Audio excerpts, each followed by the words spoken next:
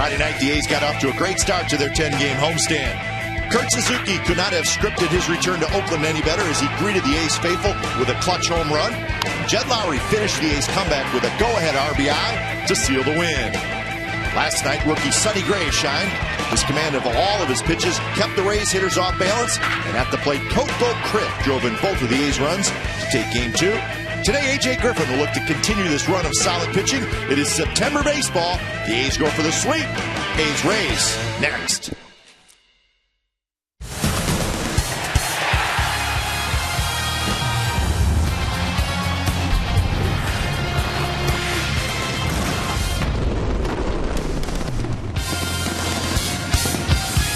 Busy day at the ballpark. It is Breast Cancer Awareness Day. The A's are going for the sweep of the Rays. It's the A's and the Rays coming up on Comcast Sportsnet California. It is also Hyundai Sunday. It's brought to you by your Bay Area Hyundai dealers. A.J. Griffin's going to get the start this afternoon against the Rays.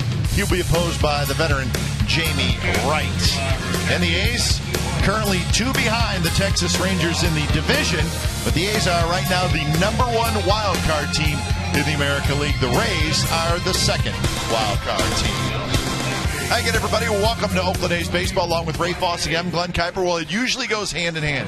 The A's are hot. They've won 5 out of last 6, and Coco Crisp is hot as well. And when that happens, the A's usually go. You know, it's great to see him healthy, because when he is healthy, he makes his club go with his legs, with his bat. But he has been doing it all, starting last Monday when he hit career home run number 100 against Sanchez in the first game of the series against the Tigers at Comerica Park. But how about a stolen base last night? Cobb did not pay attention to him. He stole it easily, but then the bat would come through. This drove in the first run after Stephen Vogt hit his first Major League triple. That was the first one, but this was the biggest one, as it turned out. His 15th home run to right field. He drove in both runs. The A's pitchers did a great job. Defense did a great job. But Coco Crisp, at his best, did it all last night.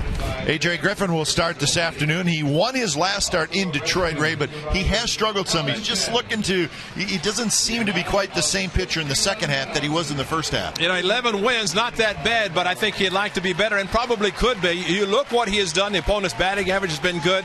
He's given up a lot of home runs, which upsets him, because, unfortunately, he starts to walk a few more batters. But as long as he throws quality strikes, even if he gets up to home runs, it doesn't matter as long as he doesn't have walks on in front of him. And it's a bullpen game for the Rays this afternoon. Interesting, Jamie Wright, who's their long reliever, has not started a game since 2007.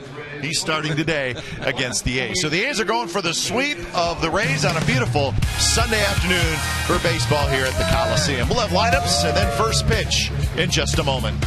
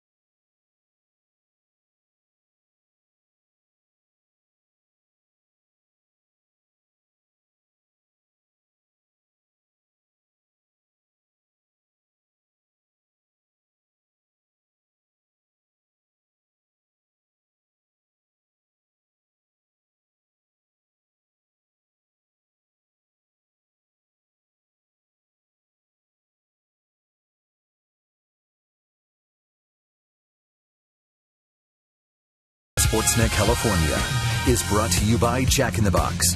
Go big at a participating Jack in the Box with Jack's really big chicken sandwich combos for only $3.99 plus tax. Breast Cancer Awareness Day at the ballpark. Breast cancer survivors were just down on the field. They've now headed up to their seats, and they're going to enjoy today's ball game between the A's and the Rays. Game time weather presented by the Santa Cruz Beach Boardwalk. Get to the beach. The admission-free boardwalk is now open daily.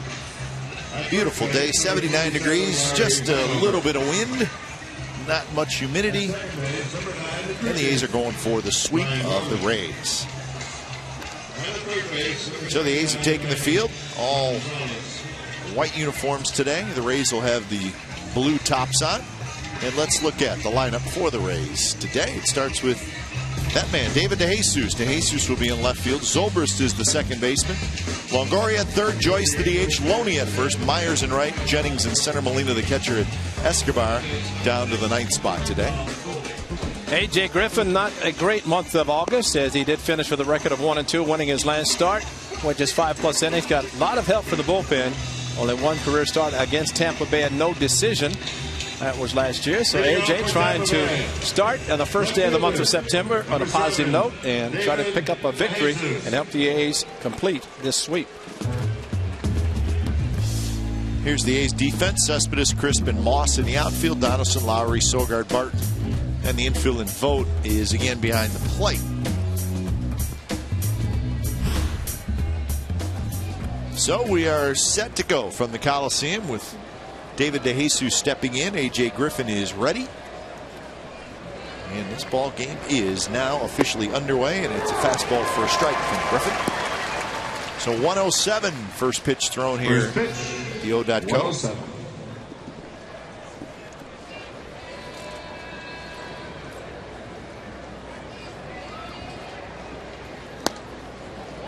A's have won a pair of one-run games in this series. 4-3 on Friday night, 2-1 last night. And both games have gone right down to the end. So lots scary end. Yeah. But very entertaining games, and the A's have won them. First two. And now it's 1-2 to DeJesus. In fact, you see the Rays have a reliever getting loose to come in the bottom of the first inning. That's right. They're worried about their starter. It's unusual. Usually the starter has already completed his warm-up, sitting in the dugout, waiting to go out, but not today. He probably started about 5 minutes till he did. Jamie Wright. DeJesus drives one to center. Coco back under it, and that's out number one. Well, September call-ups. That situation is in full swing, and the A's added 4 players today. Weeks, Choice, Perino, and Figueroa. And for Michael Choice, this is his first time as a big leaguer. So, welcome to the big leagues, Michael Choice. Big, strong, right-handed hitter. Had a very nice season in AAA. And Jamal Weeks, whose head is number 19, so he's got that. And Perino, of course, was up. Perino actually started the game against Tampa Bay down in St. Pete in the middle part of the month of April. Remember, he was the starter at third base, one of the rare games that Josh Donaldson did not start. Figueroa actually was here last night in anticipation of today's game, and he was not on the active roster, but he was here. Never know what's going to happen, but Figueroa is active today. So the 4 and the Sacramento River Cats, unfortunately, are not going to be in postseason. So those players were able to come up today instead of waiting. Wait, the River Cats aren't in postseason? Isn't that amazing? Don't they have like a 40-year record or something of going to the postseason? They seem like they're in it every year. I read that last night, which it was a shock. And I know Steve Vucinich was preparing for uniforms and who might be called up. A lot of wait, see what was going to be happening. Great change. That Sobers waves at it. And that is out number 2. Back-to-back changeups. Outstanding pitches thrown by this hard-throwing right-hander. And maybe see the circle change. Great shot, guys, with the Exmo and pull the strings. Zobrist way out in front. Rare from a hitter standpoint to have to see back-to-back change-ups, but two very good ones. Exmo brought to you by Cache Creek Casino Resort. Here's Longoria.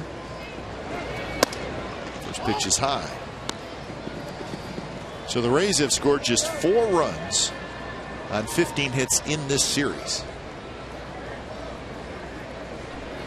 And coming into the series, they were struggling to score runs, so they're trying to figure it out. Evan Longoria's figured it out. He's gotten a couple of hits. The pant legs are back down. That's right. That's all it took. Making George Hendrick the originator of the uniform change. Nice play by Donaldson on a hard hit ball. Side retired. Griffin goes 3 up, 3 down. Bottom of the first coming up. No score.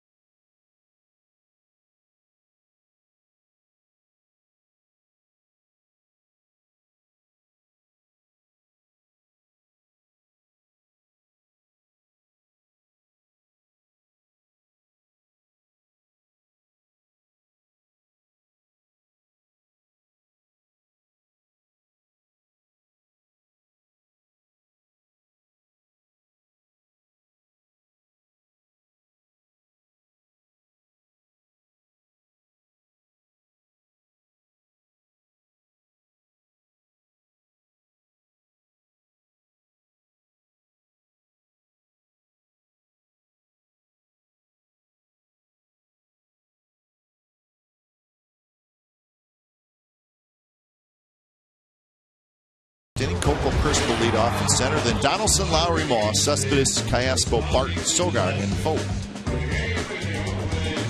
And Jamie Wright, the veteran, on the mound for Joe Madden. And Jim Hickey this afternoon starting, because he is the long reliever, making his 55th appearance. But the start today, and his last start, Scott mentioned earlier, 2007, that was against the Athletics here. Coliseum. He's a member of the Texas Rangers. But, you know, they have that song, I've Been Everywhere, Man. Yes. And I think that applies to one Jamie Wright. Yes, indeed. Leading off for the Athletics, the defense. Jesus Jennings-Myers in the outfield. Longoria, Escobar, Zober, Sloaney on the infield for the Rays, with Molina doing the catching. So Coco steps in against Jamie Wright.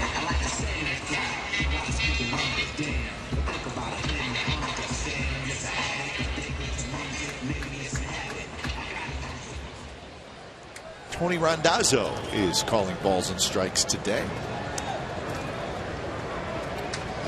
And not surprising, Jamie Wright, as a starting pitcher, is starting out of a stretch, as most relievers do when they come in. So he is going into relief mode.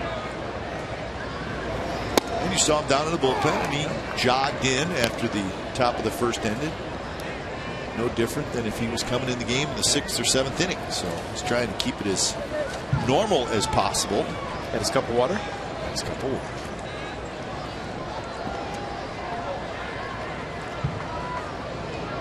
Jamie Wright, 38 years old in his 15th year in the big leagues. So you do not see a, as we like to call it, a bullpen game very often in the big leagues, especially in September with the team in the pennant race. But the Rays have a well-rested bullpen. Remember, in this series alone, the relievers have only thrown 1 inning. Cobb with a complete game last night. That one is drilled to right. Myers back, and that baby's gone. Coco is homered again.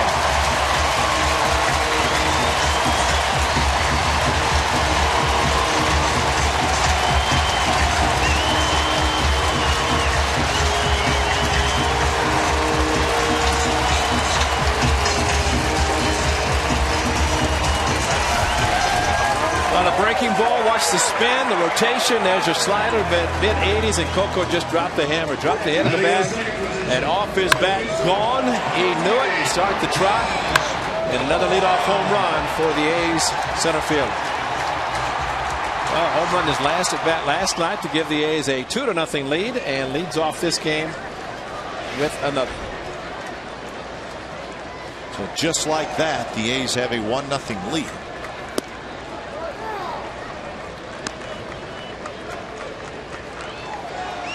Ties career high for Coco Crisp with his 16th home run. He may stop stealing bases and just start hitting home runs. Yep, he'll be hitting cleanup before you know it. Coco hit 16 home runs in 2005. That was his last year with the Indians, and that was his career high. Now he ties it. Last year Coco hit 11.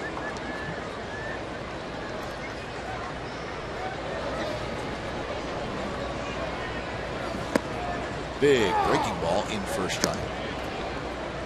The right is a 4-pitch pitcher, plus you add a 2-seam fastball with a 4-seam, but it's not thrown particularly hard. Coco got the off-speed pitch, the slider. Bob Melvin looking on, saying a run in the first inning. Add on, guys, and I think he's been very pleased with the way the club has added on, especially this past week. Tough teams in Detroit, and now with the Tampa Bay Rays. The manager sees runs in multiple innings. You know he's happy.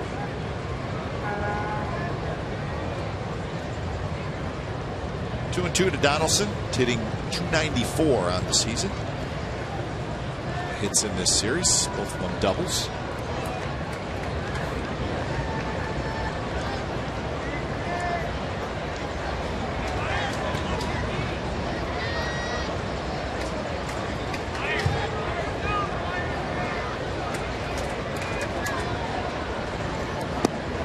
And now full count.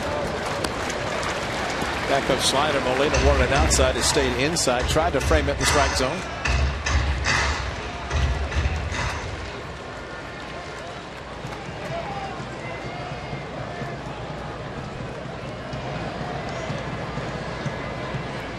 So now right is ready. Breaking ball that hung inside, and it's fouled back by Donaldson. The Rangers are leading the Twins 1-0 in the 5th inning. Rubber game of that series. Blackley's pitching for Texas today against Kevin Correa, and Blackley has been very good so far. And there's a walk.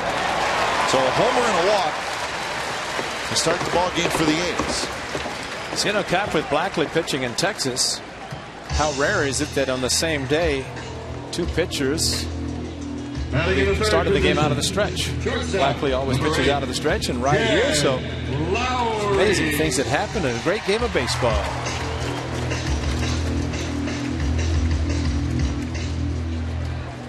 Beautiful day at the Coliseum. Breast Cancer Awareness Day.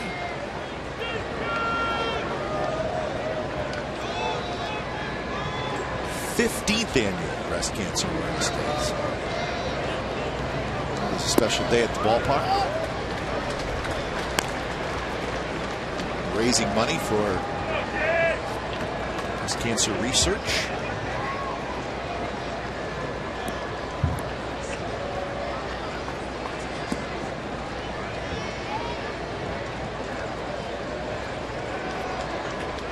A 1-0 to Lowry. Rips it foul, and the count 1-1. The A's try to complete a 4-game sweep in Detroit. Lost on Thursday. Come back by the Tigers, and today trying to complete a 3-game sweep against a very good team. When you have 1-run games, you win the first 2. You know it's a tough battle. Longoria, a couple of hits in this series, but not really what you'd expect. And he was hoping he could get out of town that way, and Coco has continued to swing the bat. Short lead for Donaldson at first.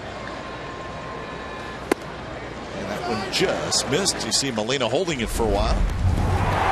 8th inning after the Rays had tied at Peralta. A 2-0 pitch just barely down the right field line. That would score Coco Crisp. But a home double number 40 for Jed Lowry, who did retrieve the baseball.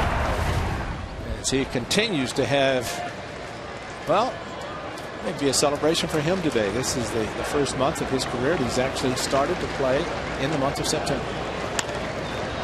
This one flipped foul. Shift on, so nobody's going to get close to it. One thing Jed Lowry talked about, and I think it's important, that played for the Astros last year. He's very appreciative of the opportunity to play for the Astros and play as much as he did. But the one thing he said, even though he's played more games ever this year, when you're playing on a team that's contending, it's winning, you don't think about being tired. And that's usually what happens with teams who are successful, players on those teams. Can't wait to get to the park. Worry about being tired when the season and hopefully October is over.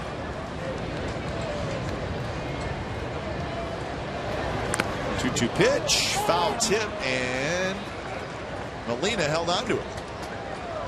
So that's going to be a strikeout. Jed thinks the ball hit the ground, and maybe, of course, Molina immediately showed it's just a question of any other umpire if there's an appeal. See if the ball hit the dirt. Curveball. It's down. Does it hit the dirt before Molina catches it? Oh, my, yes. That's not even close. He trapped it. The ball hit in front of the, watch it in this angle. So the ball hit in front of the catcher's mitt. It hit the dirt. And I hope Manny Gonzalez saw it, or one of the umpires saw the ball hit the dirt. It's a great shot on the replay. You can see the ball kind of move just a little bit. Yeah. So there was contact with the bat. Well, the fact that Molina caught it with the backhand. Foul tip, the ball hits the dirt. It's not a strikeout. No, that's. Well, Matt Weiss, turn up the video. So watch the ball move a little bit. You see right there. Foul so there's tip, your contact. And there's the dirt. So that's a foul ball. Matter of fact, home plate umpire, I think, initially called it a foul ball, foul tip, and then looked down and saw the Molina after he'd shown it, and he caught it. But that clearly should have just been another foul ball and another opportunity.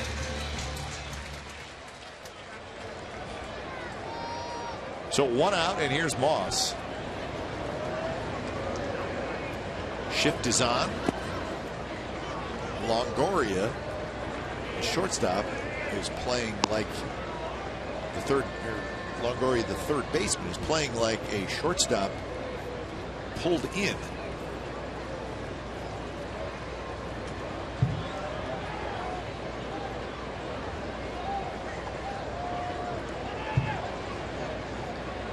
So 1-0 to Moss, hitting .248.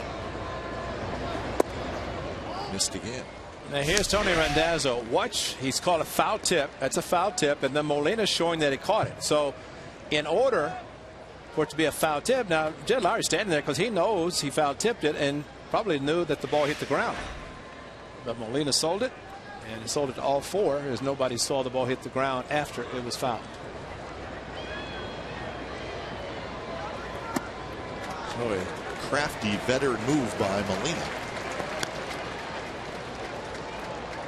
Now Longoria going over first base side of second. I think Jed Lowry is going to go upstairs and ask our TV crew if they could replay that for me. Yeah, I'm sure Adam Roden's got it queued up, and really, I hope the one guy's got it queued up. It's Matt Weiss, who handles the umpires room, and they should be able to see that, and one of the umpires should have been able to see that ball hit the ground. And there's another walk.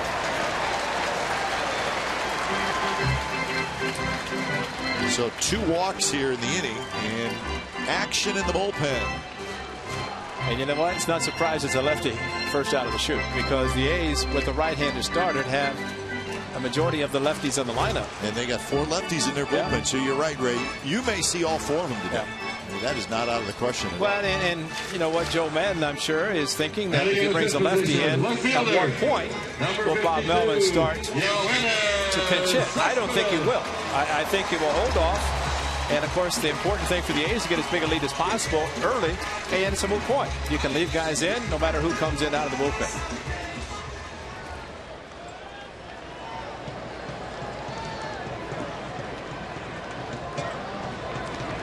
So 2 on, 1 out for Cespedes. 19 pitches thrown by Jamie Wright, and 11 of them have been balls. Cespedes fouls that one back.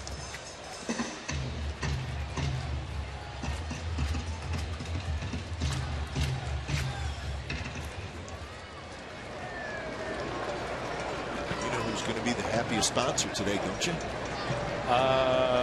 Yes, I do. Speedy Oil Change Tuna? Yeah, it's going to be a good day for Speedy Oil Change.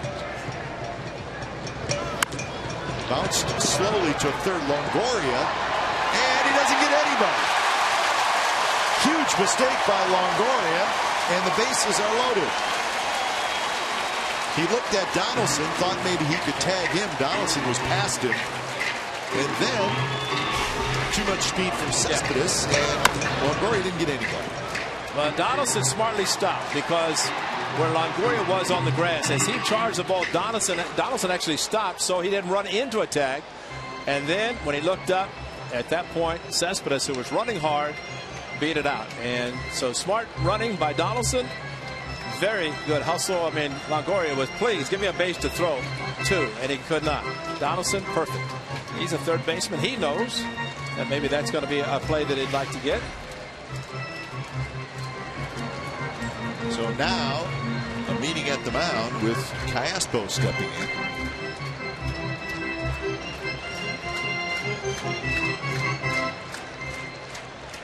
I don't know how the official score is going to call that one. I know. It's going to be it's a base hit, and it's called M.E. mental error. Because Longoria is a gold glove third baseman, but it just goes to show you that some of the greatest can have those plays. Now, at third base, Longoria is talking to Donaldson and pointing where he caught it, but you know, there's 2 good third basemen, and Josh Donaldson played it perfectly. So it is a base hit, huh? So Callaspo steps in, chance for a big inning for the A's. Crisp led off bottom of this inning with a home run. First pitch is a strike.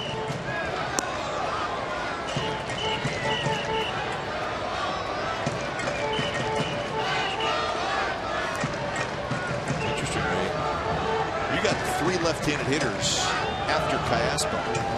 Callaspo, of course, is a switch in.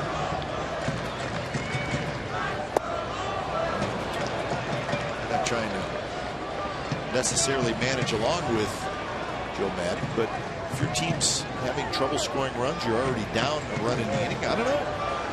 You got to limit the damage. That's a great point, because Joe Madden knows he's starting a reliever and knows he doesn't have to try to build confidence in a starter in particular by leaving him in a game.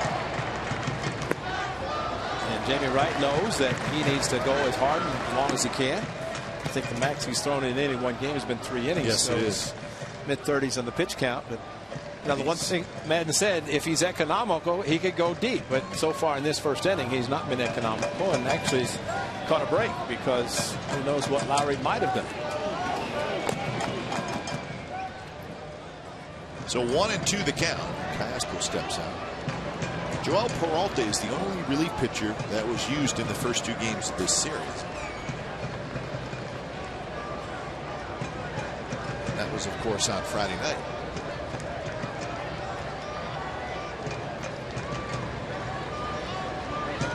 One-two pitch, curve, and he just missed outside. Wright thought it was a strike. Well, it looked like a pretty good pitch, very good pitch. Surprised that Callaspo did not swing. Molina does a good job catching it and bringing the ball up, but should have already been called, and probably was, by Randazzo. We saw Jennings last night make a great play, going back to playing extremely shallow now with Callaspo. He hits the ball in the gap. He is going to score 3 if it gets past the outfielders, which it probably would. Rolled foul down toward the Rays bullpen. And DeJesus in left field playing extremely shallow. Callaspo's got a little pop in his bat. It looks like it's a late in the game situation for the Rays with the outfield playing this shallow, going for the play to play, but oh, he hits him any one of the gaps. It could go to the wall.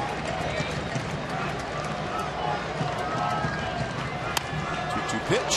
Fouled again. 27 pitches thrown by Wright here in the first inning.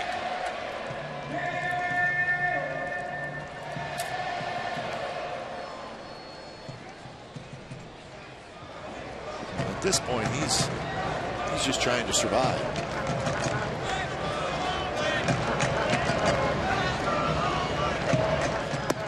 That one runs off the plate, full count. Well, that's a dangerous job of catching by Molina. He's a veteran. That ball just kept running, and he backhanded the ball as it moved away from him. And the lefties that got talked about, Bart and then Sogard, and both behind him.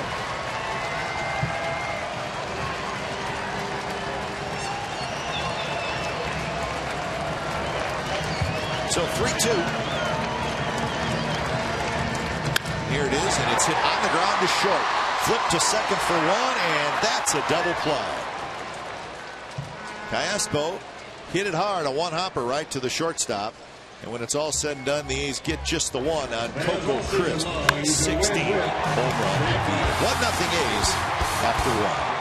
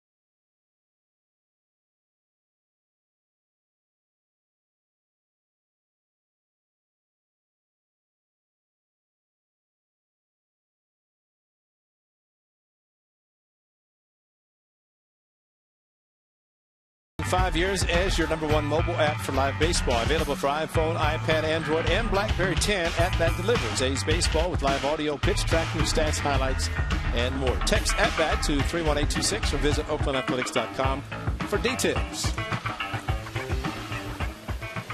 Matt Joyce to lead it off here for the Rays in the top of the second. He's the cleanup hitter. Griffin went 3 up, 3 down in the first with a strikeout.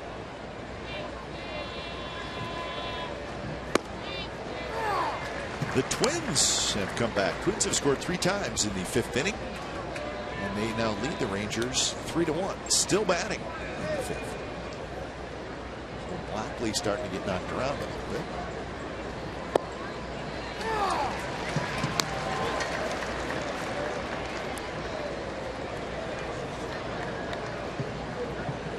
And what Travis Blackley did in game 161 against the Rangers last year still stands out as one of his best starts ever. And now he's pitching for the Rangers.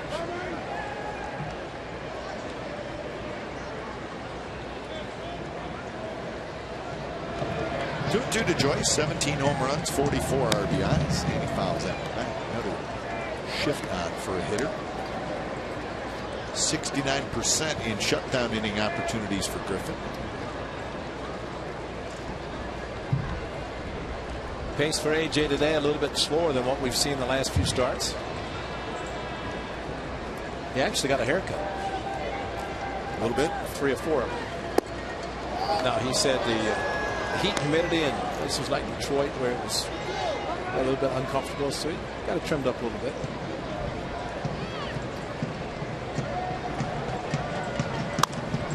One hooked down the right field line, but foul.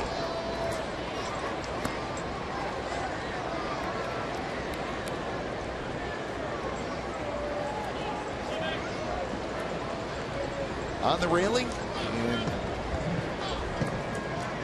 a souvenir.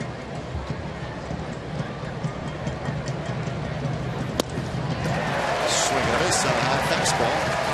And that's out number 1. Great sequence of changeup in the first 3-2, and then elevated the fastball to get Joyce to swing at probably ball 4, but looked very good, as was the case last night with Dan Otero against Longoria with the tying run at second.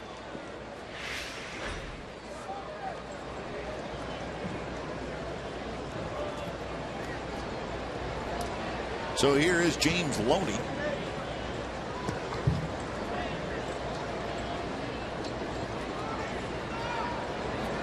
Loney's got 3 hits in the series.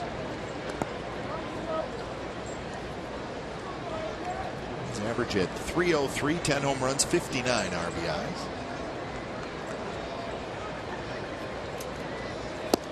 Good fastball there on the inside corner.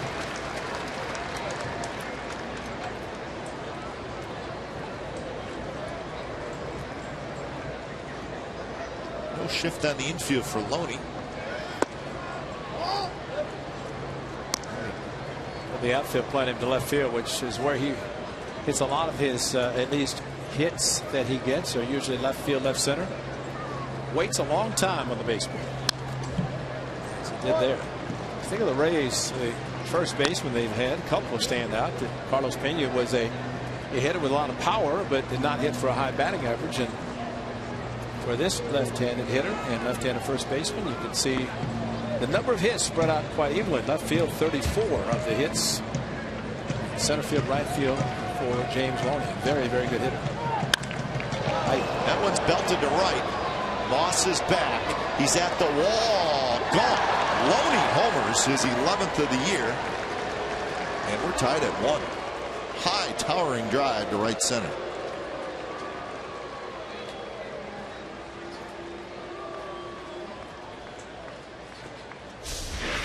Boy, it sounded unbelievable coming off the bat. A pitch out of the strike zone, but he was able to get under it. Right fielder, number 9. Watch Stephen Vogt go up to catch a pitch that was chest high. But a very quick bat by Loney, and the ball just kept carrying it. It is a warm afternoon day game here at the Coliseum, and that makes a big difference. 33rd home run allowed by Griffin, most in the majors. His 5th, his last 3 starts. That one cued toward Barton, who's got it. Myers is retired. I think in the case of Loney's home run, you have to tip your hat to him, because that's a pitch that a lot of hitters will take because it's high out of the strike zone, especially someone as patient as Loney, but he just reacted and look at the location and watch the catcher. Vogt wants it down, it's up, and Loney, I mean, he's a tall hitter, and that ball was about letter high, chest high, and A.J. Griffin hoping it did not go out, but it just barely made it over the jagged edge. Fastball is high.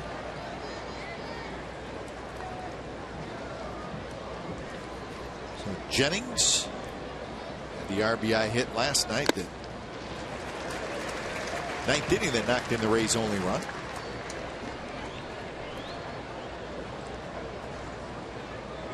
Overall hitting .247.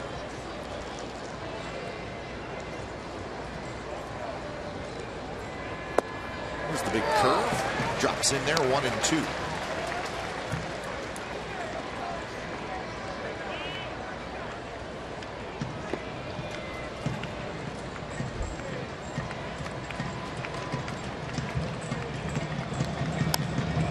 See Jennings trying to wait. He almost double clutched, and then he swung.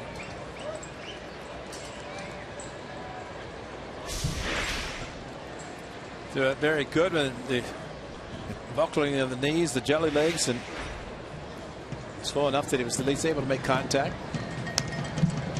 A fastball there, fouled it straight back.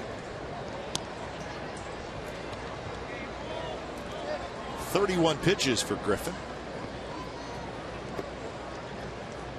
A Loney home run. As the Rays on the board. I think A.J. probably felt he should have been taking the mound top of the second with crooked number. There's the home run, bases loaded, and double play instead of adding on. Unfortunately, only scored the 1 run. Strike 3 called with the breaking ball, and that will do it for the Rays. Loney a home run, bottom of the second coming up. We're tied at 1.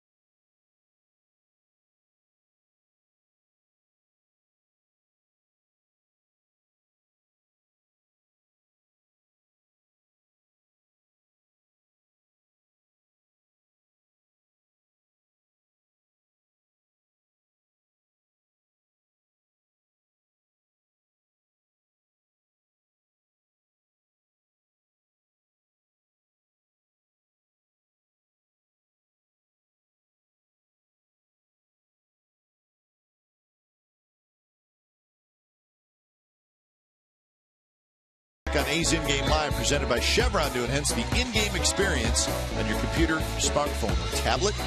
Follow the action on the diamond like never before with in-depth stats, up to the second box scores, and join the social buzz with other fans. A's In-Game Live is presented by Chevron, and it's only at csncalifornia.com. 1-1 game, bottom of the second inning.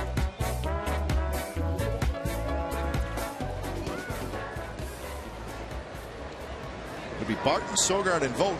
Jamie Wright stays in the game, and Barton swings at the first pitch and lines a single to right. I think Jamie Wright, if he doesn't retire Callaspo, I think he's out of the game. I think you're right, because the lefty's already back up in the bullpen. He may be short out on the mound again this time, but two-seam fastball. Barton going down to get it towards the end of the bat, but just enough over his head to get into right field. So third hit for the A's, and here's Sogard.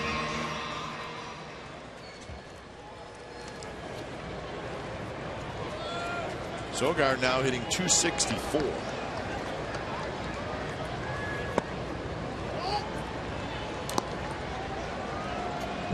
Legs up. Stripes in play today for Sogard. That's right. Showing the barber pole stripes. Only not red, but in gold. It's good.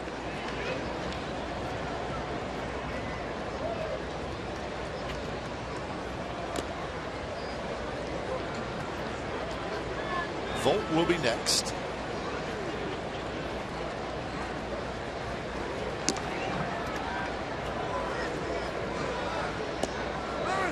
Well, the Twins ended up scoring 3 times in the top of the 5th inning.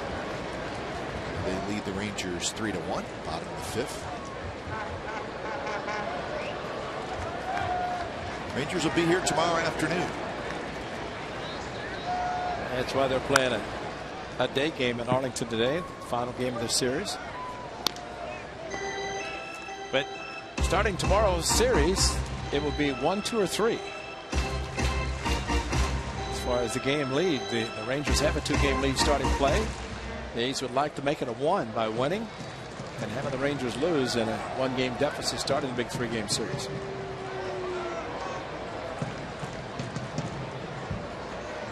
One to Sogard. This is game number 136 for the A's.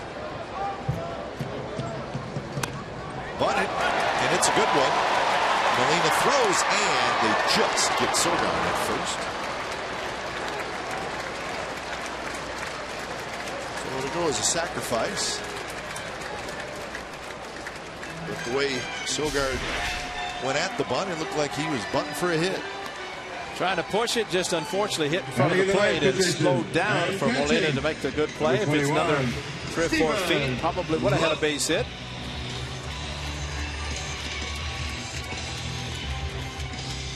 So Bart now in scoring position for Vogt.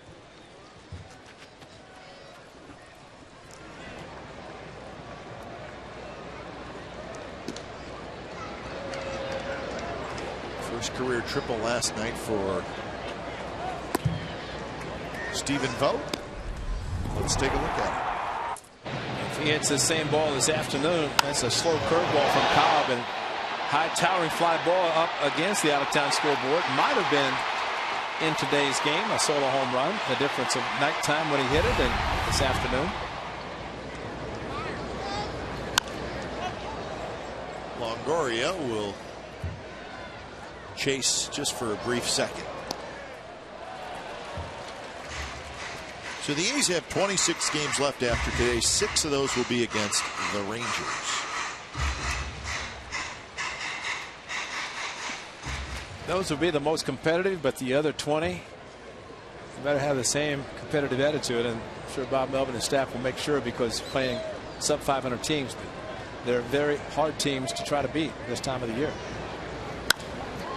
Drive to center. Jennings going back.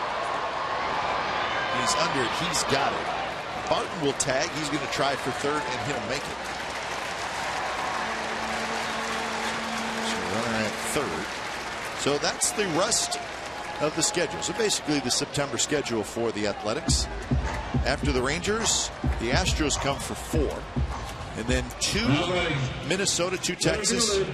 Number 4. Home for the Angels and the Twins. And then finish on the road. 3 against the Angels, 3 against Seattle. So that's the deal right there for the A's. And the deal here is it's bullpen time. So we get a pitching change. When it's time for change, think Speedy Oil Change and Tune-Up, your oil change, tune-up, and smog experts.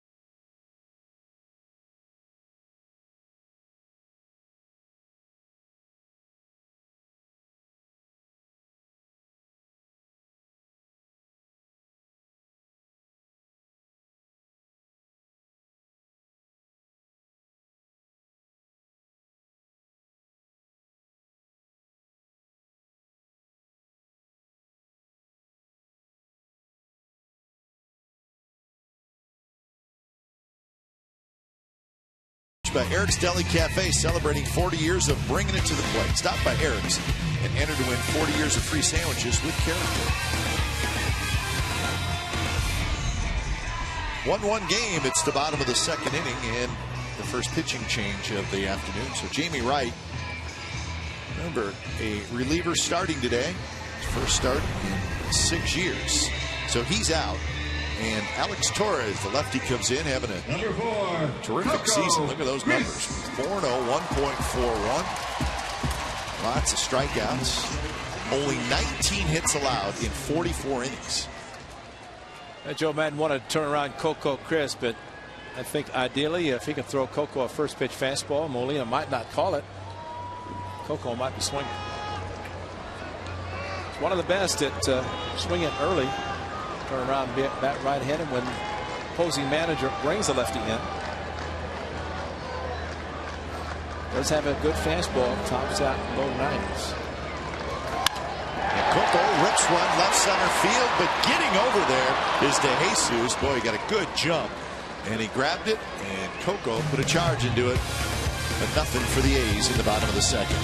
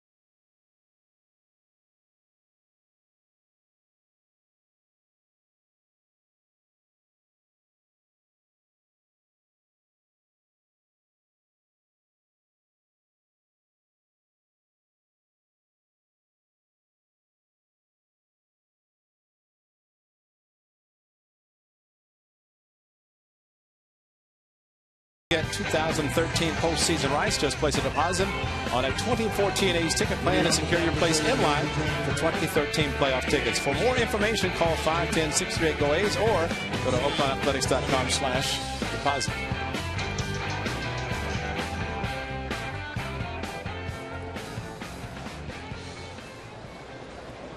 Jose Molina to lead it off, top of the third inning.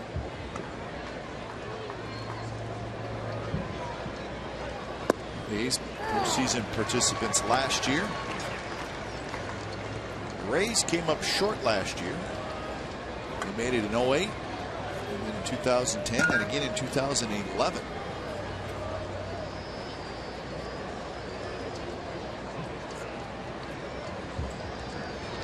Of course, they were one of those teams that stormed back in 2011. Unbelievable final day of the season. Red Sox had a historic collapse. So did the Atlanta Braves that year. Braves were happy to see the Red Sox collapse because the Red Sox got all the publicity. Braves collapse was just about as bad, believe it or not. Pitch was called strike. It was equally as bad. Yeah. The only difference, all the staff of the Red Sox left, which was fortunate because the A's got Kurt Young back. A 2-year deal, but when Terry Francona was dismissed, Kurt also was not brought back. And great curveball again, and the slow curveball. Just see as this game progresses how much the Rays will be staying back and watching, waiting for the slow curve. This time, though, well, it was aggressive. Jose Molina could not make contact. Very good curveball from AJ. But, you know, one of the big players, actually, the A's had him. But Dan Johnson hit a huge home run in that game 162 against the Yankees. He was just let go by someone. Well, I think he got picked up by someone. Did he after the Orioles? After he was good. I'm guessing on that. Well, because I saw that whatever team he was on. Yeah, they let him go, and then he was just picked up by great. someone. Great. I did not see that part. But, well, he was very big for the Rays in a couple of different years. There's a shot, and that's a base hit. So Escobar has a one-out single. But with September 1st. Pennant race. It's such a great month, Ray. Yeah. Another high fastball, and Escobar able to get on top of the ball and drive it to left field. Similar to what Coco Crisp did bottom of the second, but his was caught. But you're just never quite sure what to expect. I mean, you think just the last couple years. Last year, the A's have their great run in the second half. One day in first place. It's the last day of the season. I mean, great story. And then we were talking about 2011, where the Rays get in, the Cardinals get in on the last day. They weren't really expecting to. They got a lot of help. You just don't know what's going to happen in September. You look at the standings now. Listen, there's some teams that are in great shape, but something weird will happen because that's just the way it is. Snap throw by Vogt, and just getting back is Escobar. As a left-handed batter, sometimes the runner at first does take a bigger lead, and Vogt threw behind from his knees. And always alert, Derek Barton caught the ball, just a quick tag on Escobar, who barely got the right hand in. Great shot from that camera angle. So 1-1 to De Jesus, who takes in the dirt. But one thing, as we discussed last year, following that great finish of the season, it's great for the Tampa Bay Rays and not so much for Boston and Atlanta, but as a second wild card, those things don't happen anymore. It's just, I mean, it's possible. Teams could win to win the second wild card. In that case, those teams would have made it in, but maybe not in the position they wanted to be in. That's right. If it's two wild cards with Aaron Oy in 2011, right? The drama would have been less, but you're picking a very specific gear as well. But as we continue to talk about the importance of winning the division because of the two wild cards now, unlike when it was just one wild card that at least was guaranteed a best-of-5 series, not anymore, as the Rangers found out last year. Close pitch, and now the count is 3-1 to De Jesus. The Rangers left here, went home, and they had the playing wild card game in their own ballpark, but they lost to the Orioles.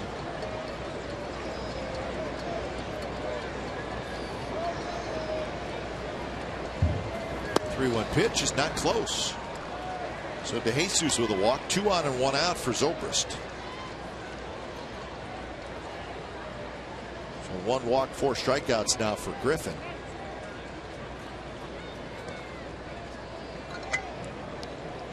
Now batting, number 18, Ben Zobrist. So Zobrist steps in. He struck out on a changeup in the first inning.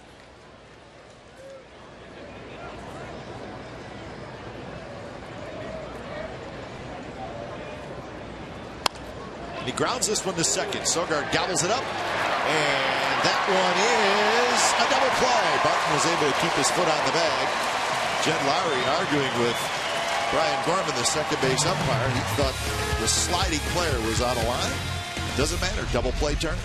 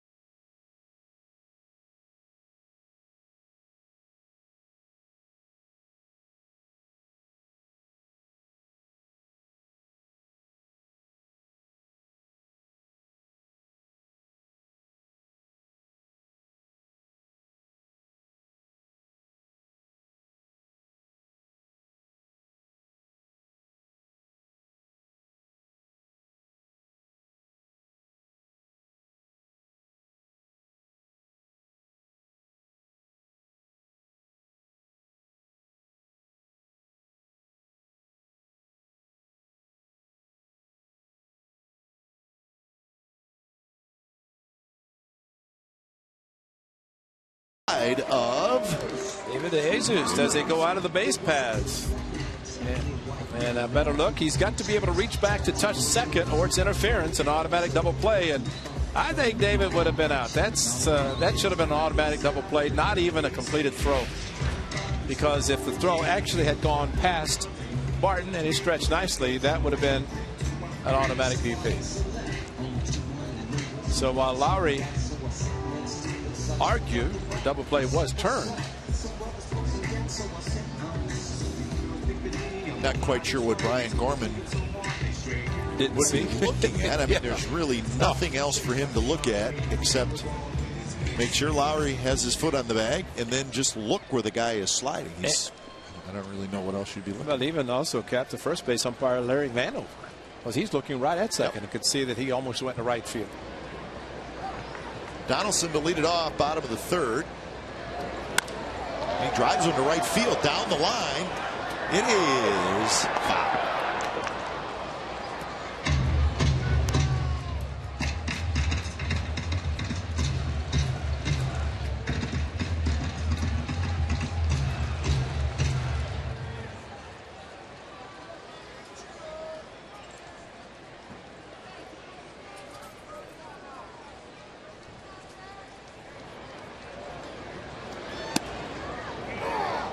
Catches the corner, and it's 0-2. So Alex Torres got Coco Crisp a line out to end the second inning. So Torres back out there. See how long Joe Madden goes with this left-hander.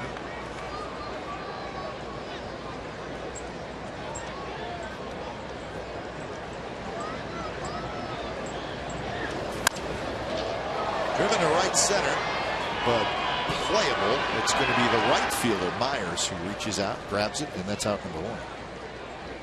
Coors Cold Hard Facts are brought to you by Frost Brewed Coors Light. Home run leaders in the month of August by team. The A's now batting were third. Number 20, number 8. Between Coco and that man Brandon Moss, they Jed Lowry. contributed heavily to that number. The Tigers and the Orioles, they've been hitting home runs all year. On that list. Yankees were making the move, but they lost today. The Orioles, a badly needed win by the Orioles. Yankees were trying for the sweep. Longoria grabs it, throws, and it gets past everybody and it rolls all the way down the right field line, and Lowry is going to end up at third. Throw comes in, so it was a bunt that was kind of popped up in the air. Longoria barehanded it. But boy, if that throw is anywhere near the runner, it's a tough play for the first baseman. Well, a very tough play, but Longoria made a great play, catch in the box, but then into the runner, and nothing Loney could do, because the throw right into Jed Lowry, who was hustling down the line. He had to back off to Loney, and once the ball got by, and we know the foul territory here at the Coliseum, Jed Lowry coasting into third. Nobody could back up, and Longoria knew it. So a mistake in the first inning that really he got out of, because the ball that was hit, he didn't make the play, but Gold Glover this time does. So a base hit, which gift for Jed Lowry, then a two-base error.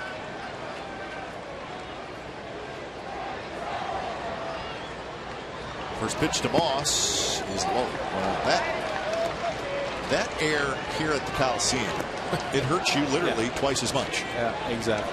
Because any other ballpark, the runner's probably not going to get to third. Maybe, but more than likely not. Here, it's an automatic. Wow. So the A's are facing a shortstop of an umpire. That one bounced into the hole and into right field, the base hit. So Moss comes through. Lowry scores. The air costs the Rays, and it's 2-1 Athletics. Brandon Moss really did a great job with the runner third base. He hit this ball so hard. Remember, we talked last night, with a shift, there's really no hole. There's no gap. But a great job by Brandon Moss getting through. But you know, the boys pointed out, Cap, I've never seen a second base umpire playing where Brian Gorman was. He was playing a shortstop on the shift. How about this? Look at this. There's the second base umpire. Never seen that. Well, if you're a hitter, you're thinking, wow, I can't hit the ball on the left side. So many guys out on the infield.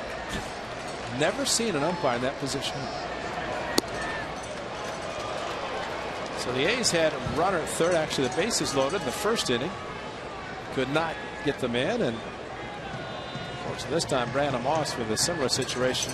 Runner at third. Gets him in nicely. And by the way, that was a lefty on lefty. So no move made. And so 2 home runs against lefties in Detroit. And again, this lefty. That one driven toward right, but Myers is right there. So Cespedes hit that ball well. So 2 outs here in the bottom of the 3rd inning with a run in. Now batting, number 18. Towards the end of the bat, but could not sink quickly enough. He had driven the ball with the sweet spot on the bat. Probably would have gone into right center.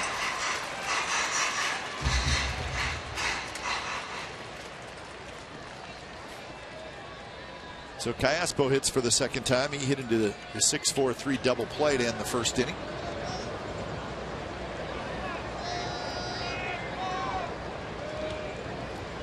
Swing, he ain't gonna miss.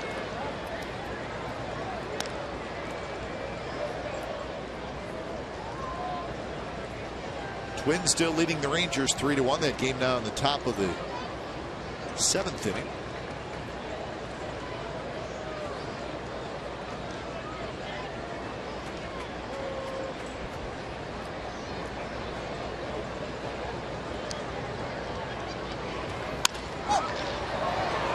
Shallow center. It's going to be Jennings who's playing shallow. He's got it side retired. So the A's make Longoria pay for his error. They get a run off it. It's 2-1 Athletics.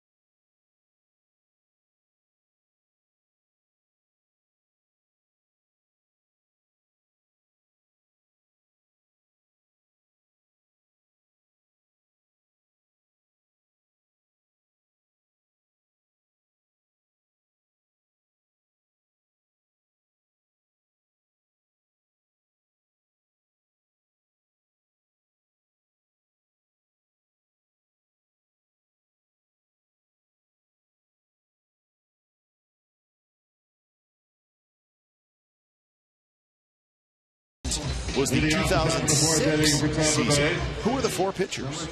If you think you know the answer, tweet us at CSN Athletics. A.J. Griffin, one of those 4 this year.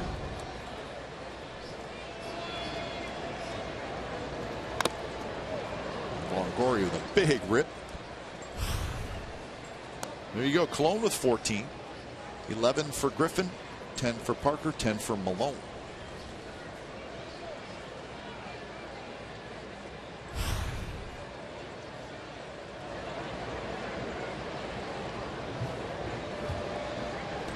Breaking ball down and away. Longoria hit a hard ground ball to Donaldson to end the 1st inning.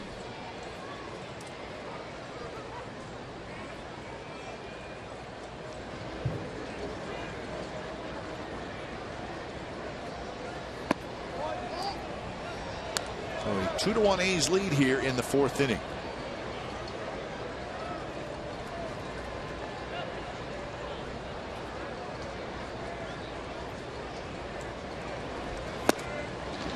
Just missed. 3-1. A walk and 4 strikeouts for Griffin so far.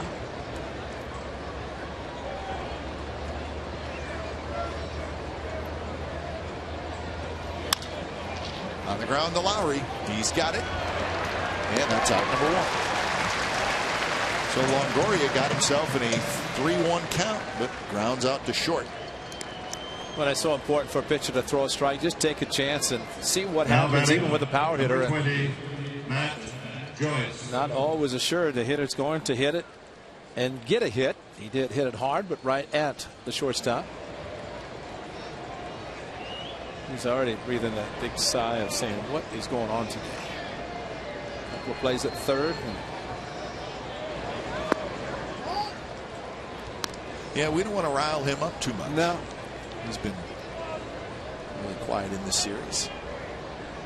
Been 5 months since the A's last saw them, so at the time they were struggling even then. 5 games under 500. Now 16 over for the Rays starting play today.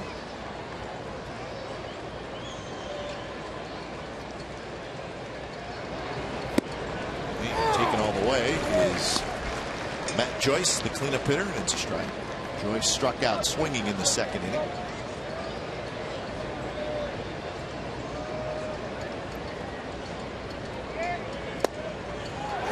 Changeup drops in.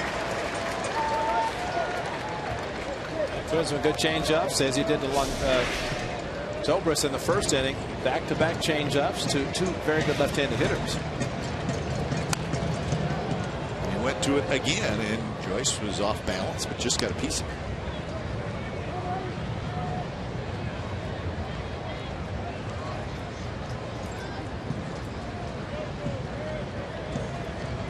So 2-2 the count with Loney waiting in the on-deck circle. He throw 4 in a row. Yep. Fastball. It's popped up, and it'll be in the seats. We've seen some pitchers who would just throw changeup after changeup.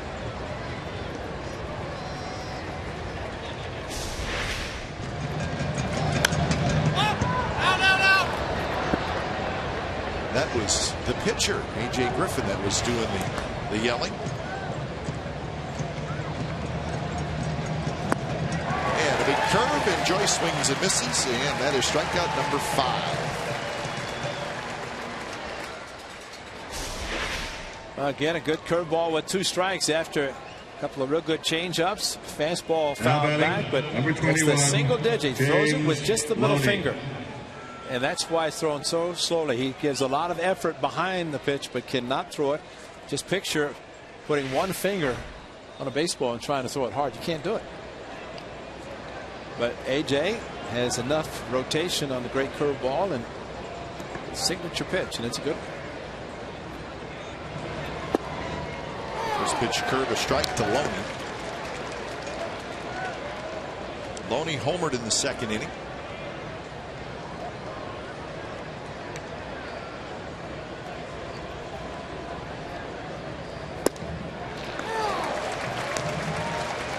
Griffin pumping strikes in there now.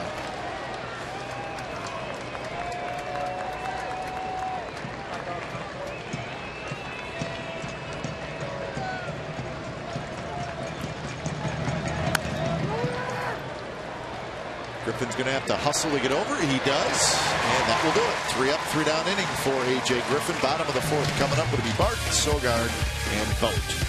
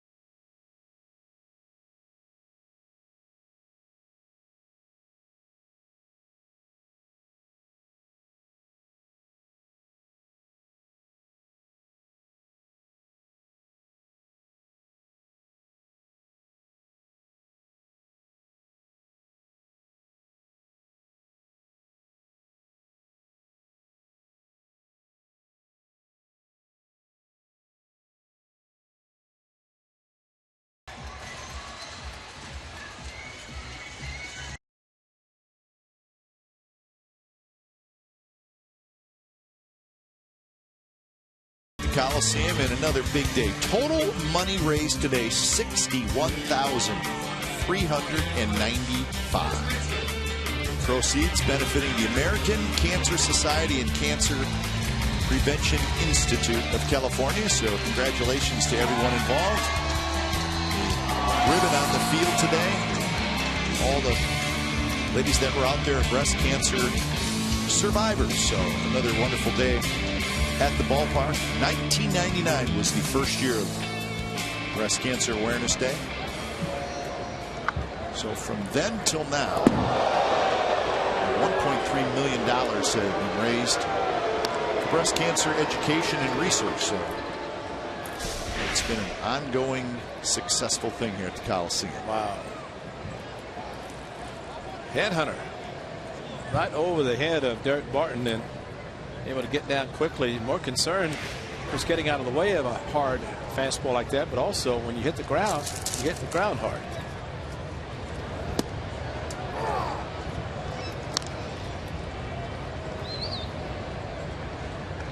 So 1-1 the count to Barton.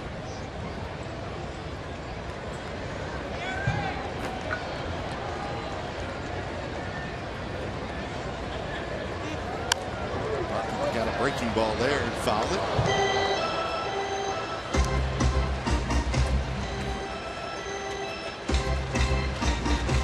Barton had a base hit in the first inning.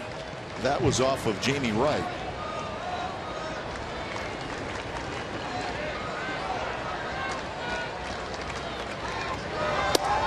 Pitch is hot. So Sogard to follow and then vote. So 3 lefties against the lefty Torres.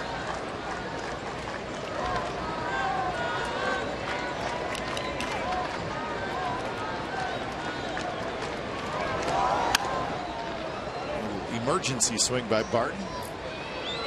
That throws 94 and then flips a slider. A couple of strikes. You go into the protect mode.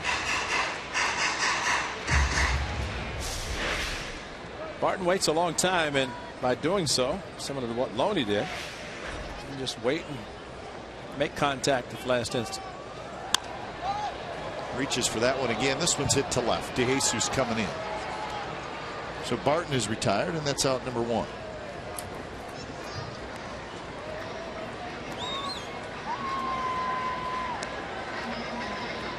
So Sogard will hit. So 17 pitches for Alex Now Torres. second baseman, number 28, Eric Sogard. All right. Third power growing a little bit. The club and the size of the glass. What'd you do on a Saturday night? I built some glasses. And you notice he had a little, I guess, bracket in the middle. They fold up, so you don't have to carry them. That's right. Bring Bart to the game. You know? Kind of fold them up, put them in the backpack. Don't you remember the movie The Jerk? He created the little glasses thing that you held on with your. Well, I wish we'd had a camera on you showing us, demonstrating that. That was You're going to tell me you don't know about that movie either? No, The Jerk. It's like one of the most famous movies of all time.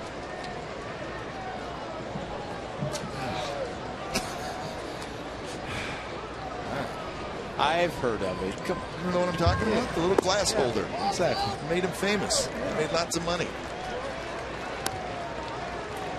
Our good friend Steve Martin.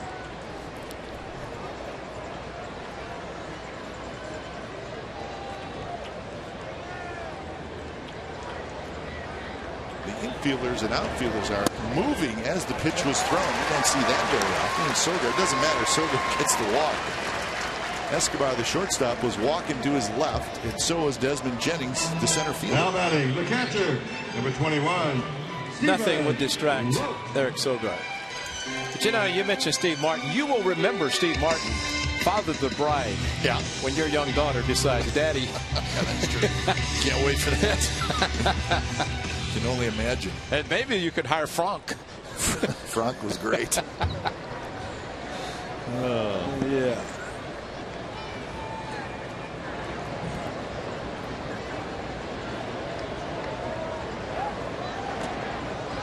So Vogt hits. Vogt's hit a fly ball to center field. He's first at bat.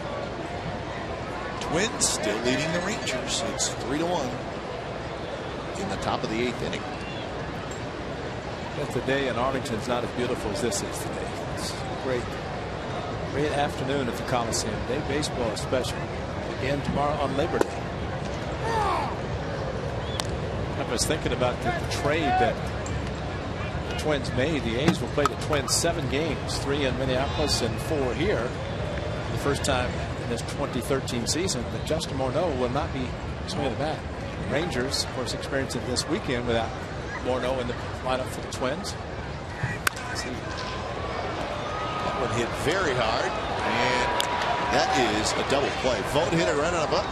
We'll talk more about some of those changes with the Twins when we come back. So double play ends it. We're through 4, 2-1 A's.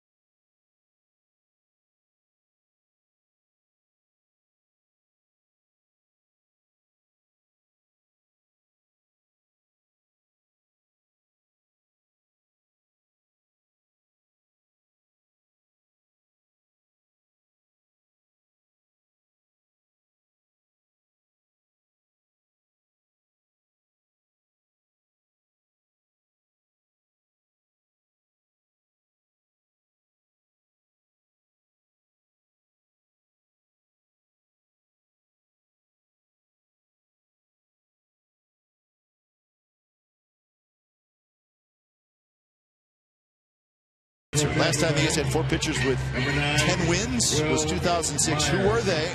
All names we remember. Blanton and Zito won 16. Heron won 14. Don't forget about Esteban Loaiza. Yep. That was his first year with the A's.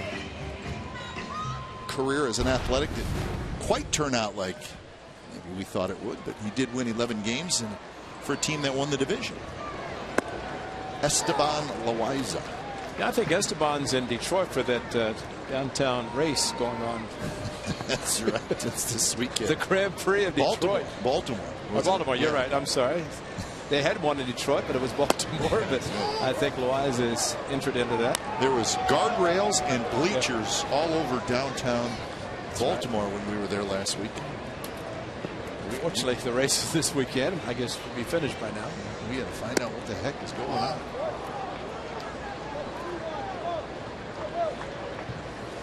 Myers, Jennings, Molina here in the top of the 5th inning. A's with a 2-1 lead.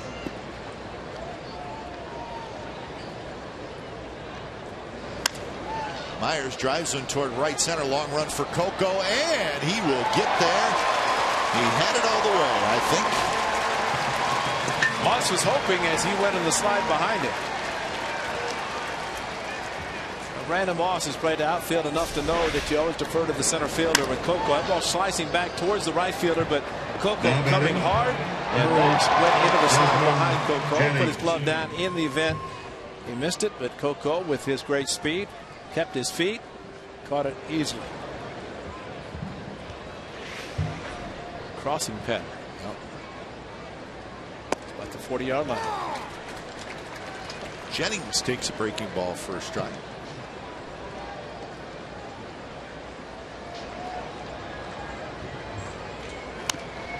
And now it's 0-2. So we were talking about the Twins and all their new faces, and Joe Mauer is not playing. That's right. I have not read where he is coming back. He's not coming back. I know he's trying to get back. Some concussion stuff. Exactly. Right? Yeah, there were about 7 players, mostly catchers, that were on that list. Moss is back. Time number 2. And of course, there's Justin Morneau. The last couple of years experienced that. He was out a long time after sliding into second and taking a knee to his head. But it is a whole bunch of new names with the Twins. Now But batting, they are playing the number Rangers 28, tough, trying to take 2 Jose out of 3. Molina. There's Willingham still in their lineup. And Ron Gardenhire, still the manager.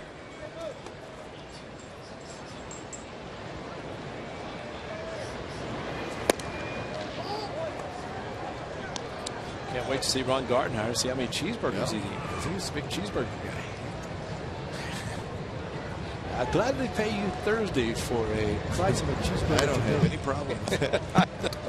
Hey, Gardy likes the cheeseburgers. That's okay.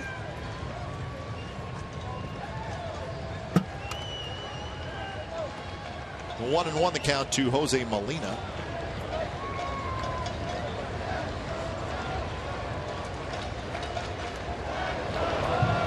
Swing and a miss. Molina swung just like that at a curveball in the 3rd inning and struck out. Well, you'd think he might stay back, but Jose, aggressive, opened up and flailed at it. And,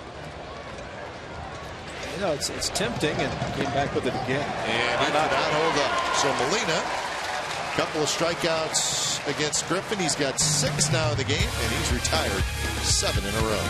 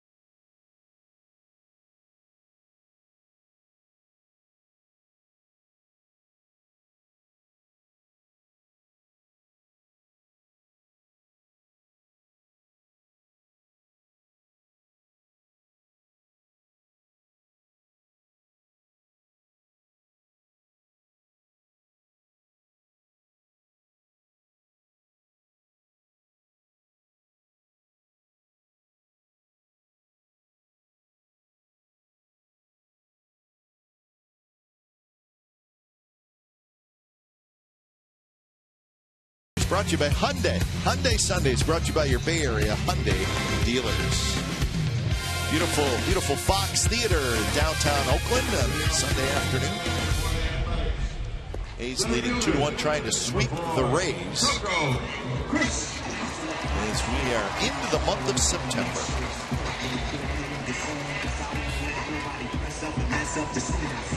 You know, September and October, the best months in the Bay Area. No question. The Indian summer, and No question. submarine layer, beautiful weather, and it's a good time to be playing baseball. You could probably make the argument that September is the best weather month everywhere. That's right. NFL loves it, right? When they start football in the great month of September without the snow and the ice and the cold weather. Midwest is beautiful. Yep. Top of the order for the Athletics. So the A's finished August with a 14-13 record. So just a shade over 500, but significant. It was the 9th consecutive winning month by the Athletics. And that's pretty incredible if you think about it. Last time they had a losing month was May of last year. So it is, I mean, you look at any team even the real good teams, they will have a bad month somewhere along the line in a season. But now batting third baseman. That has not been the case this year Josh with the Athletics. Donaldson. But I think the impressive thing about the month of August, you look back to this past week alone, finishing last night, finished in August, winning 3 or 4 in Detroit, first 2 against Tampa Bay, as we mentioned in our pregame. You win 5 games against top pitchers in the American League. And really, it helped get the A's to the point where they had a chance to get to over 500, and they finished there. And because of the number of games, they had to be the game over instead of just 500, and they were able to do it. Moss was hot in Detroit. Continues. Escobar throws out Donaldson. Can't forget that last year, that month of June that started this streak, the A's were 13 behind the Rangers on the 30th of June, and then kicked it into high gear the final 3 months of the season. Now batting shortstop, number 8, The team that had the best August record in all of Major League should not be surprised. It's the Los Angeles Dodgers. They were 23-6. 23 wins in a month. The Rangers were 20-7, so they had a very good month.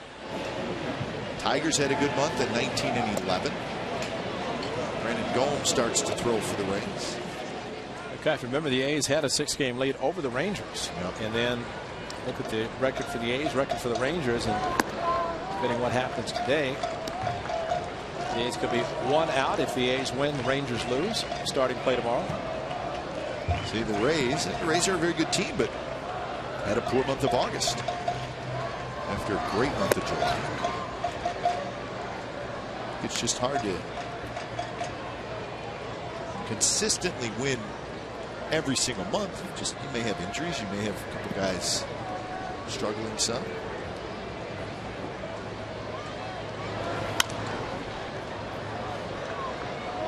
The Astros had the worst August record. They were 8-21.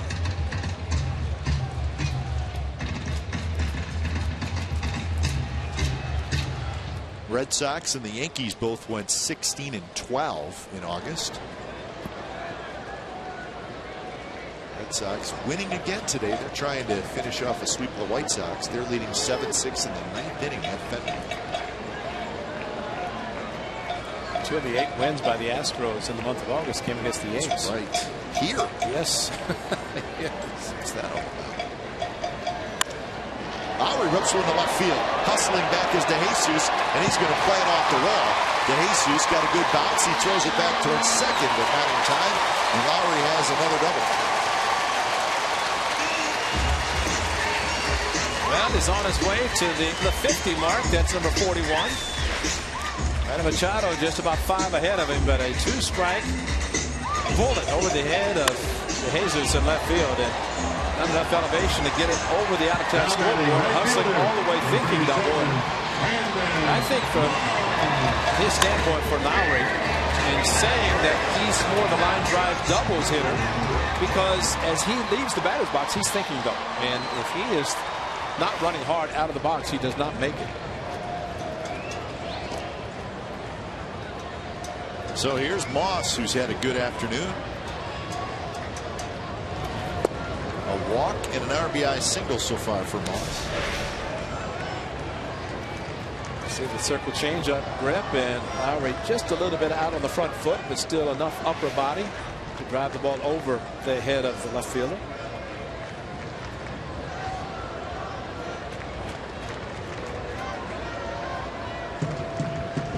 Torres, the lefty, deals, and that one is ripped deep, but just foul. Nice play by that fan. Gives it to a young lady, and that's good effort all around. Did he cover some ground to get that? He may have. Well, he must have, considering he had to go back to find his seat. Oh, he got a ricochet. Look at that. Little touchdown dance. But it is September. Great.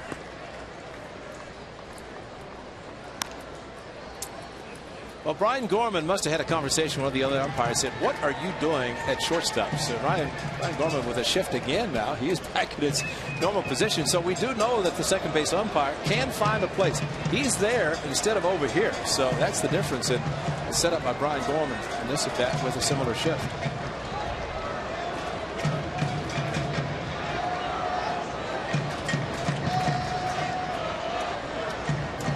1-2 pitch is bounced to Loney, who grabs it, steps in the bag, side retired. Lowry is stranded, and we're headed to the 6th inning.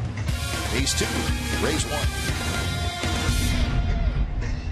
Hey fans, I'm here with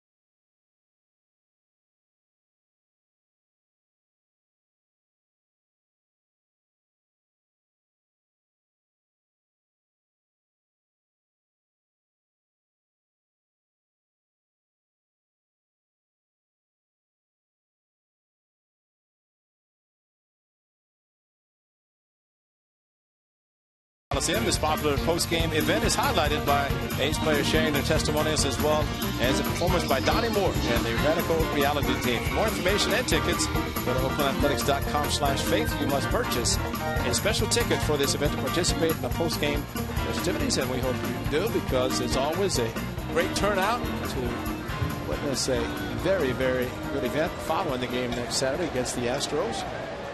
Donnie Moore and the Radical Reality team. A lot of the A's players will be on hand.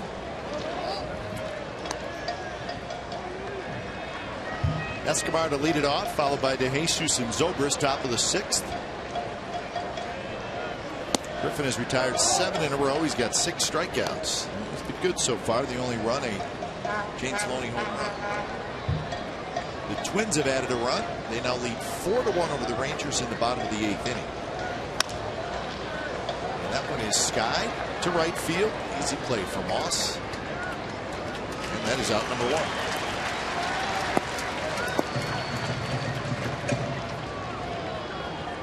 Tell the Rays are struggling, Ray. That was a good pitch to hit right out over the plate.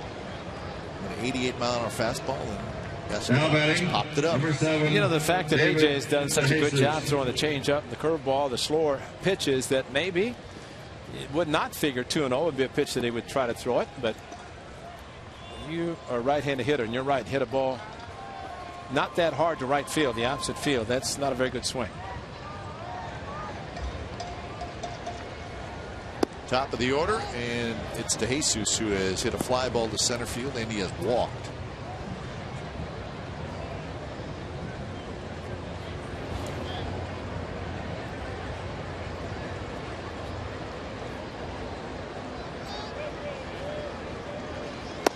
Fastball away, and now it's 2-0.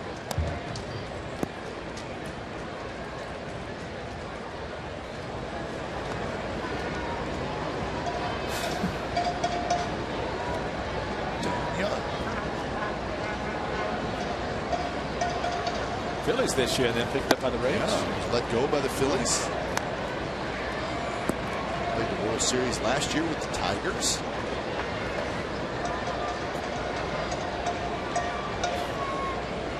he start his career? He's a #1 draft pick, right? He traded to the Flames. As if Yeah, that's right. He started with the Rangers. He played 1 year and then was traded.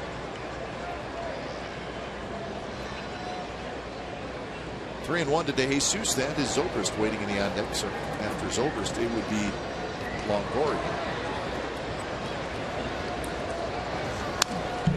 Jesus got a 3-1 fastball and he fouled it back. Another good location on fastball for AJ, inside part of the plate. Since hitters like to extend their arms, and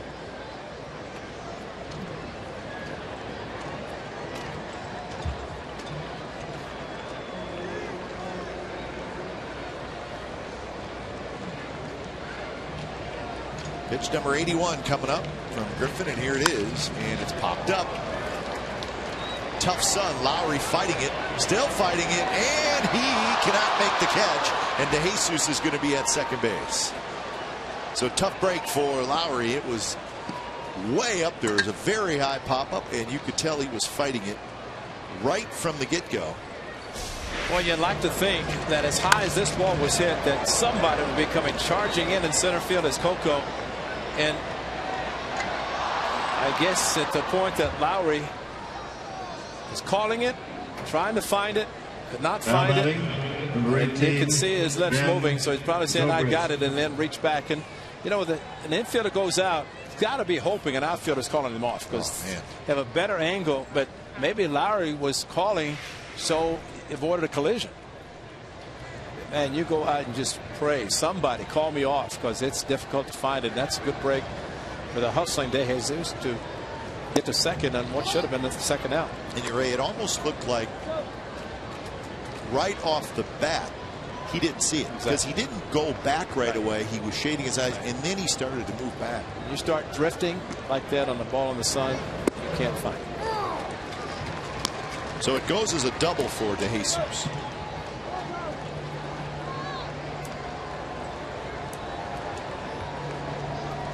Coliseum is well known for tough sun.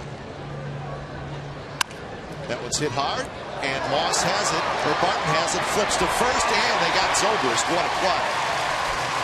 So Derek Barton makes a terrific play, saved a run. DeJesus to third now with 2 outs. So Griffin had a hustle to get over there. Boy, he did. And Derek Barton, tremendous first baseman, and he ranged to his right, long flip underhanded with the hustling Zobrist. And what A.J. Griffin had to do, they work on it in spring training, catch the ball, and with a runner at third, you have to immediately turn around, hoping that DeJesus is not running. But A.J. Griffin got it and then turned around to see what was happening with DeJesus going around third. Catch your breath, big guy, because you got another big at bat coming up now by Longoria. Longoria has grounded to third. He has grounded to short. And he's taken all the way, and it's a strike. But as soon as the ball goes the right side, you think immediately as a pitcher, you run. And what a great job by A.J. taking the throw and then going up the line, curling back to look at third. Another fastball. Longoria takes it. Strike 2 called. So he's taking 2 fastballs. Which means he's sitting on what? Maybe the slow curve. Longoria is 2 for 10 in the series. The ground out today to the left side. There was the curve, and Longoria checked his swing, took it low.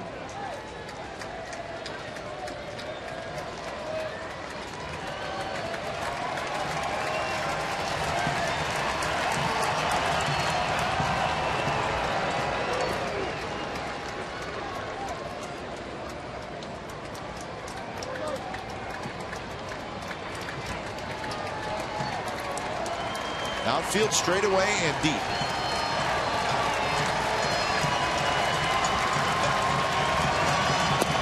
Fastball is high, so 2-2 to Longoria.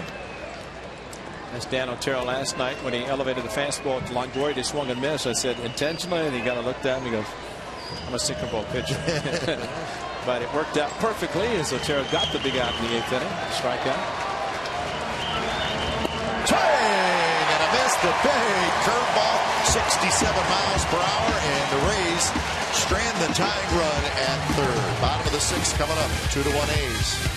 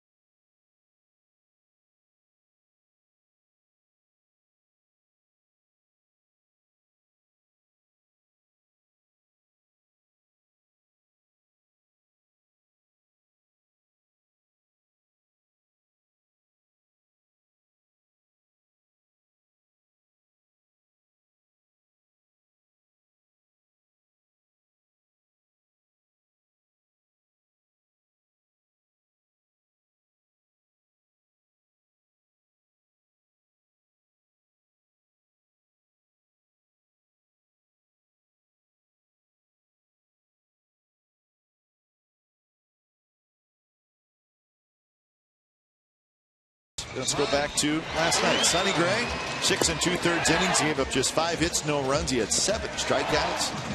So he bounces back after a tough start in Baltimore, and he was great last night. The scouts were raving about Sonny Gray today. Heard him talking about the young right-hander.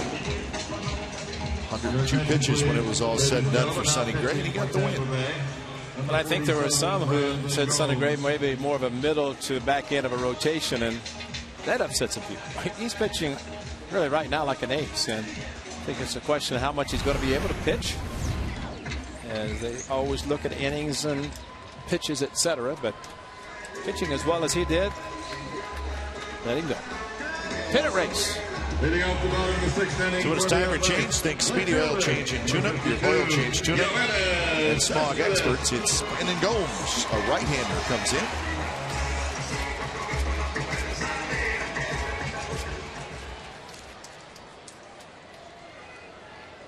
So Gomes to face Cespedes.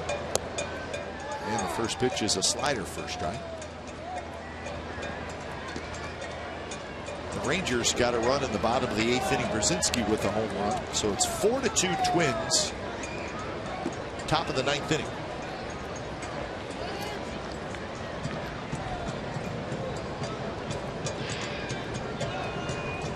Cespedes has singled and he is lined to right.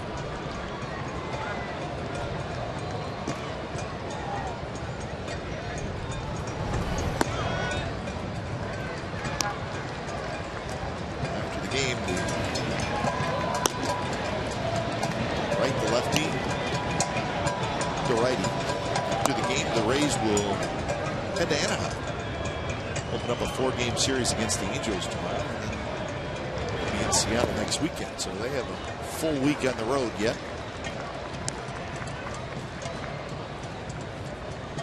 Joe Madden will be able to sleep in his own bed. He's going home, actually.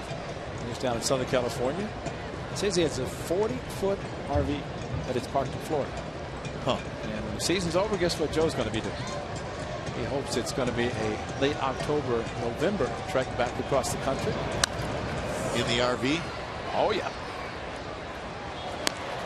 And it's bicycle on the back. So he gets tired driving, just stop, ride the bike. Huh.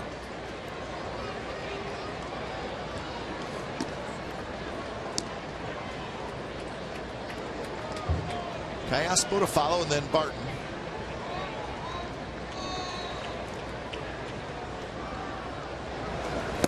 And a fastball 92 miles an hour, and Cespedes strikes out. A's Fiesta Day driven by Chevrolet. Sunday, September the 8th, beginning at 10 a.m. And Parking Lot A, the pregame Fiesta will feature a Chevrolet Ride and Drive, live lucha libre wrestling, and an autograph session with that man, Yoenis Cespedes. Also, 10,000 fans will receive a Cespedes rally scarf driven by Chevrolet. Pregame and in-game entertainment inside the Coliseum will feature Latin music, dancers, and more. For tickets and information, visit OaklandAthletics.com/Fiesta.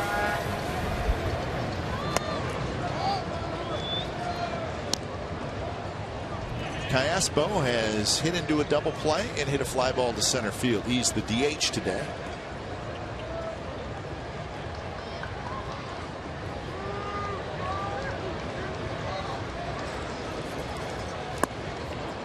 Nasty pitch there from going 78 miles an hour. Talk about falling off the table. That's what that one did.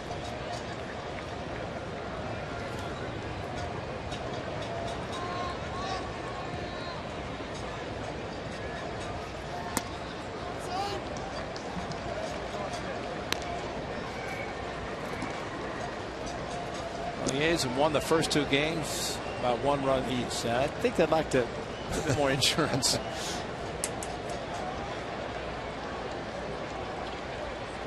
Big opportunity in the first, didn't capitalize on it.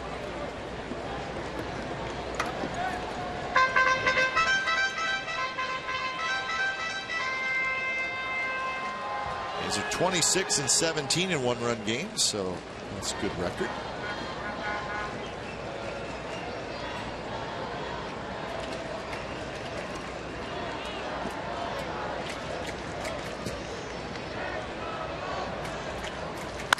That one's hit hard, but foul. Remember last year the Orioles had just a terrific record in 1-run games, extra inning games, and extra inning, exactly. And this year, it's the opposite. Their record is not very good in those two categories.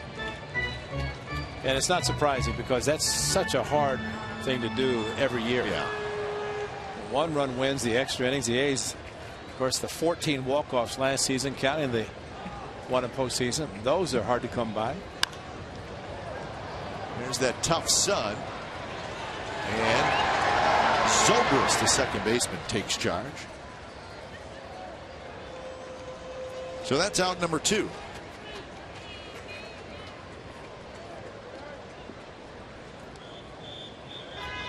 And here's Derek Barton, but Joe Maddon's coming out. So it looks like we're going to get a left-hander.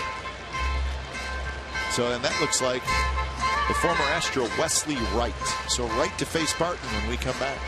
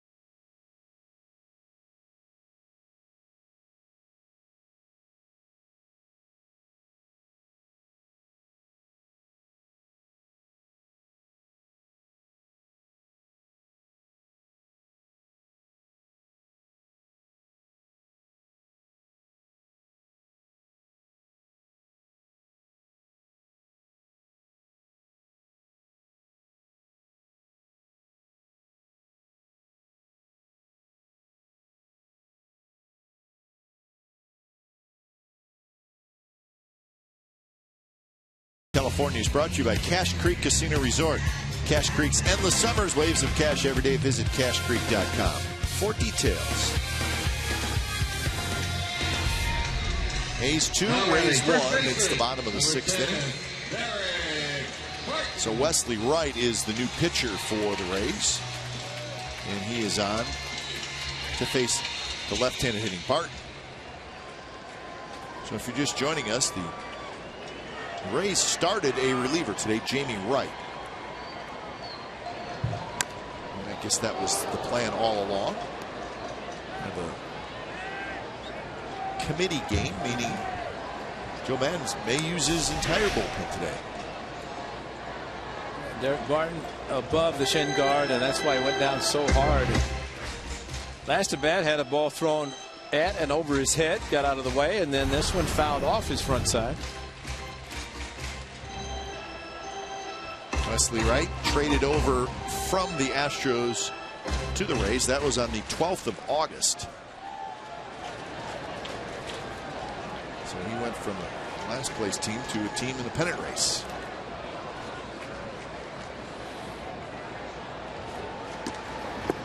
One pitch is low. Barton has a single and a fly ball to left field.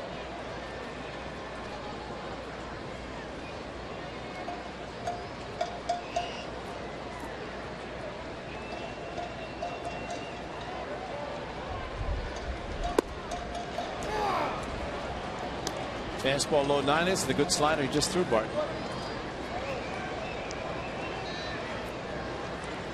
Barton now behind in the count.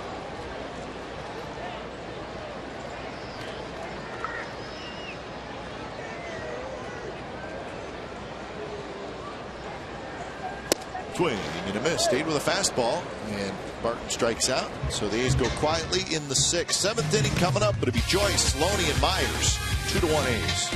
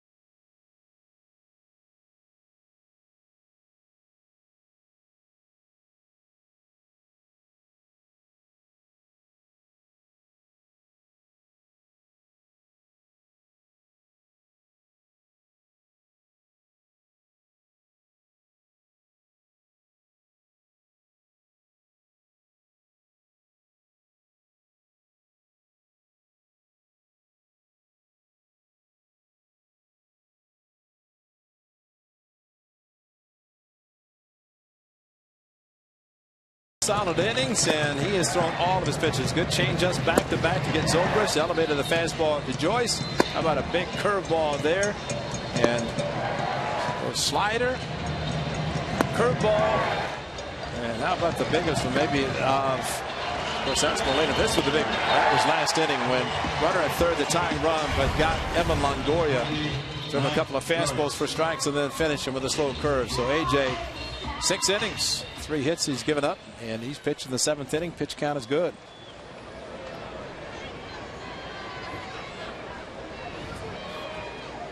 First pitch to Matt Joyce is a bit inside. They're going to the bottom of the 9th in Arlington. The Twins have brought in their closer, Glenn Perkins. Twins leading 4-2. So we'll let you know what happens in that bottom of the 9th. Perkins will have a nice 3 up, 3 down, quiet, uneventful inning. That one is driven to right. That's hit well. Moss hustling back, and he reaches up and he makes the kill. Well, another very good play by Brandon Moss back to his normal position, and he has just jumped into right field.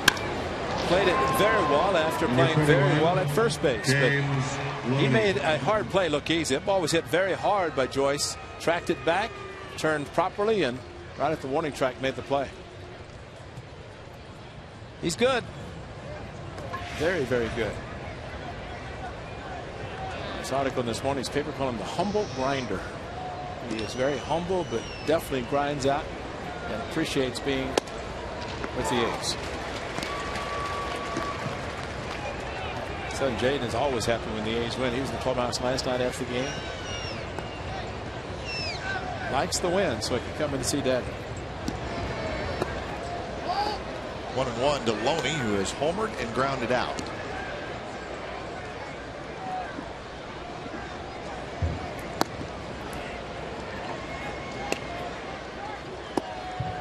Missed again, 2-1.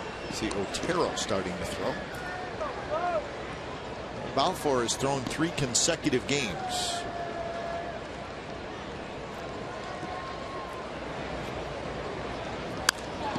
Popped up. Again, a tough sun for Lowry. And he's got this one, and that's out number 2.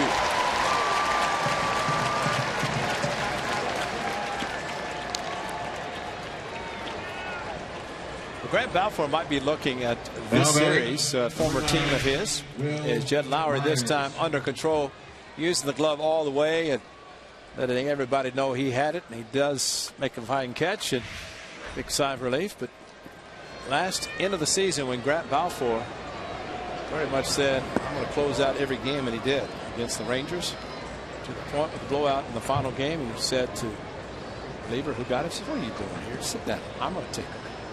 And he did.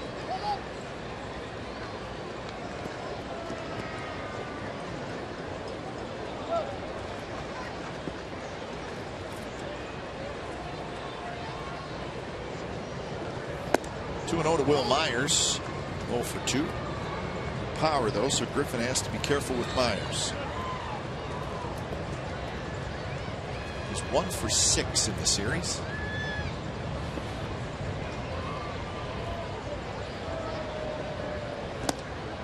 Takes a fastball on 2-0. Right there for a strike.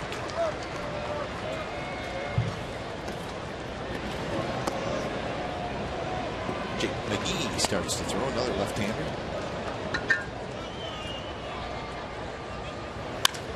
There's a shot to left field, a base hit. And that one is going to roll to the wall. So Myers is going to have a 2-out double. Line shot that hit the grass and just took off. Well, that's the kind of swing you're supposed to have on a 2-1 fastball.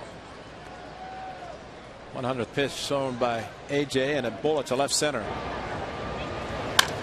Once it hit, it was going to the wall easily. But the game to left center. Tom Foley's third base coach telling him to get a big lead. Is once again AJ's faced with a runner in scoring position and 2 outs. So Jennings steps in, a strikeout and a fly ball to right field. First pitch just missed.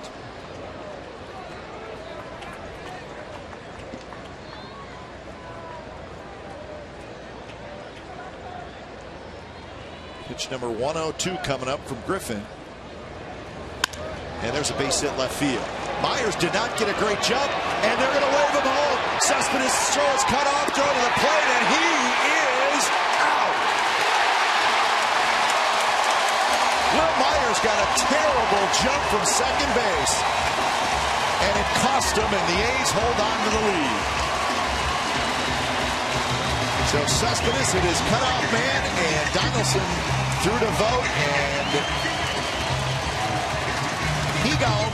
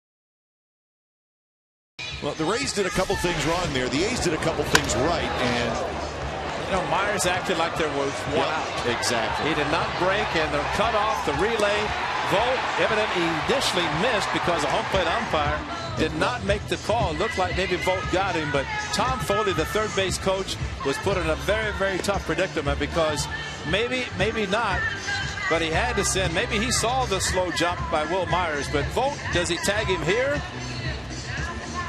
The umpire didn't see it because he did not make the call initially, and Vogt maybe didn't hear it, realized maybe he missed him, and went back with the ball in his bare hand, reached back and tagged Myers as he slid by. And fortunately, the aggressive slide took him past the plate and couldn't get back. But Tony Randazzo right there, maybe didn't see it was blocked. He tagged him in the helmet. Tagged him in the helmet, but Randazzo was behind, didn't see the tag, and that's why he didn't make the call. So nice job of Vogt, at least going back to making sure, and tagged him again. But a great play.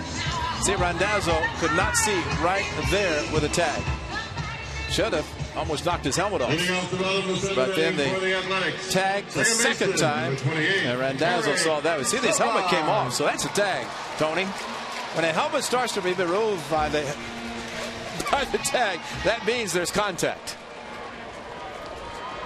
Tom Foley never did anything, the third base coach. No. He did not wave him. He did not stop him. Escobar picks it up.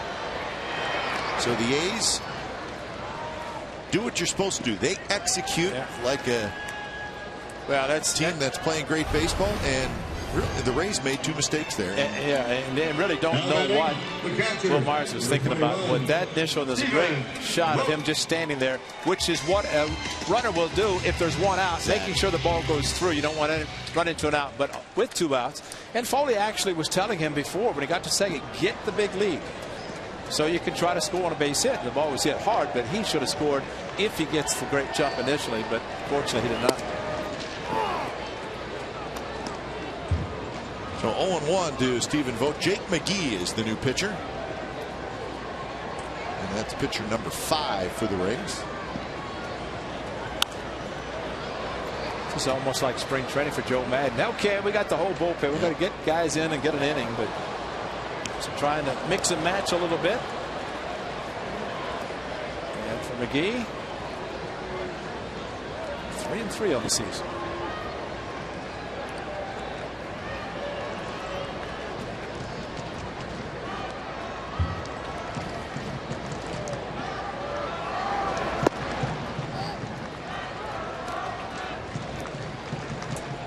Vogt is 0 for 2. He hit a fly ball to center field in the second, and then hit into a 4-6-3 double play in the fourth.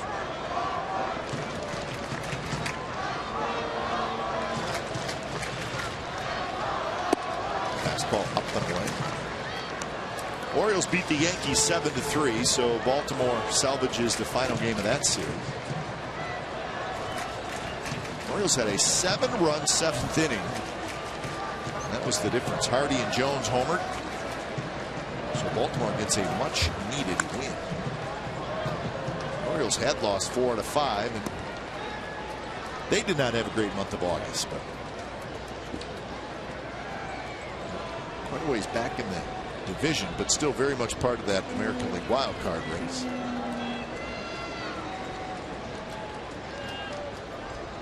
Start looking at teams though that are ahead of you, and while the wild card is good, it's still, there are too many teams get involved. Makes it harder to try to catch up. So it is a final. The Twins, well, they did have a nice quiet bottom of the 9th inning thanks to Glenn Perkins. So Twins 4, Rangers 2. That's a final, and the Twins go to Arlington and take 2 out of 3. So he's now a game and a half back. Rangers will be here tomorrow. That's really probably all that needs to be said.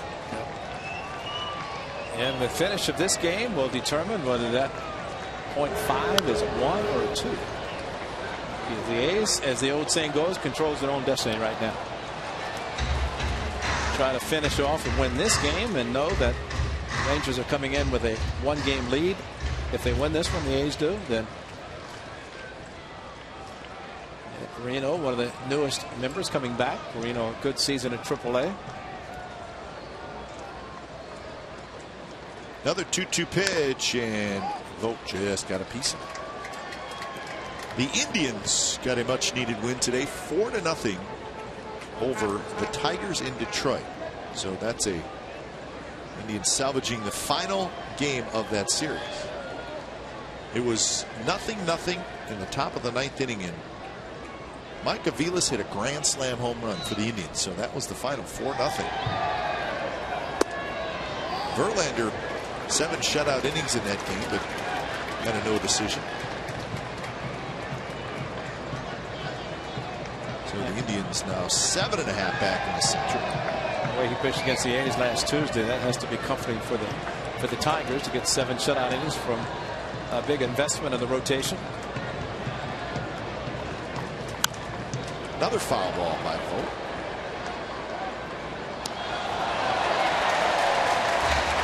The Tigers will be at the Red Sox tomorrow night, a 3-game series. So that's a heck of a series.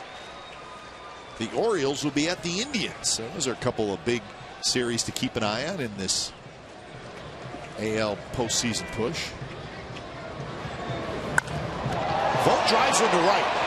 Myers is back. He's at the wall, and that baby's gone. Vogt has homered, and it's 3-1 A's.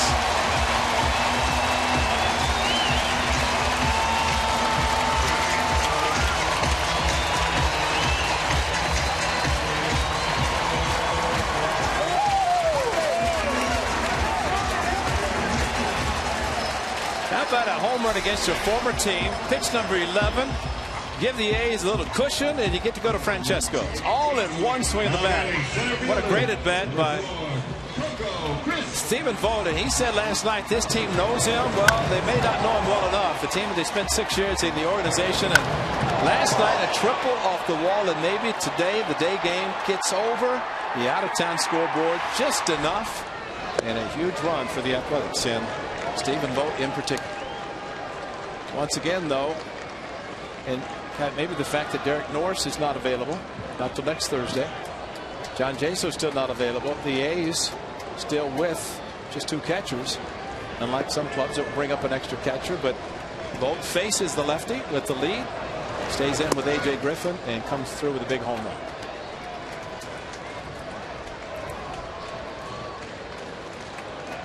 Coco homered in the first inning, his 16th of the year.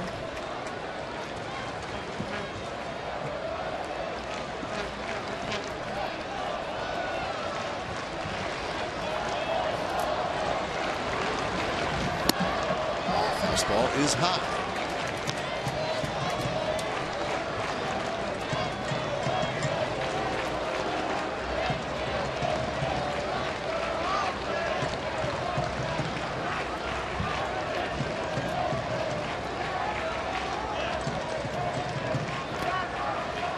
Now 2-2 to Coco Crisp. So it's been Wright, Torres, Gomes, Wesley Wright, and now McGee.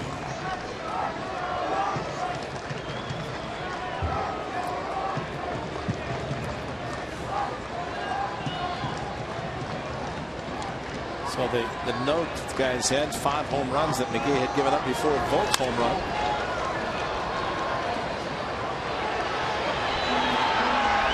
Jennings dropped it. Coco to second.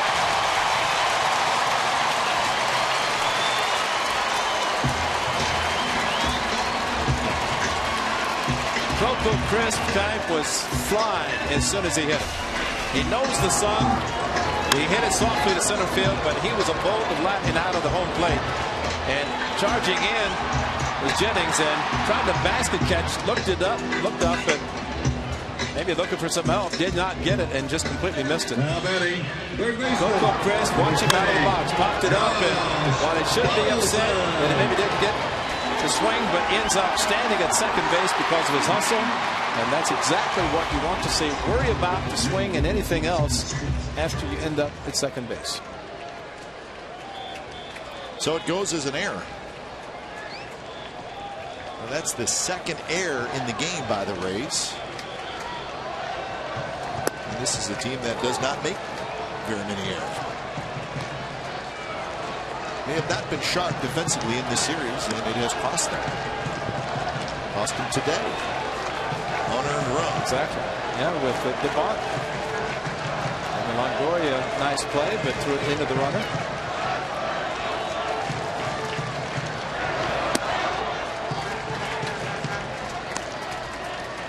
Donaldson has walked, hit a fly ball to right, and grounded to short. So 51 errors now. Second fewest in the majors behind the Baltimore Orioles. But again, they may be in a slump defensively as well. You know, the Orioles are going to establish a new record, and the Rays have a chance to break the old record, as they probably will not make 14 the rest of the season, but the two today have been costly. At least one so far. Donaldson trying to make this other one hurt.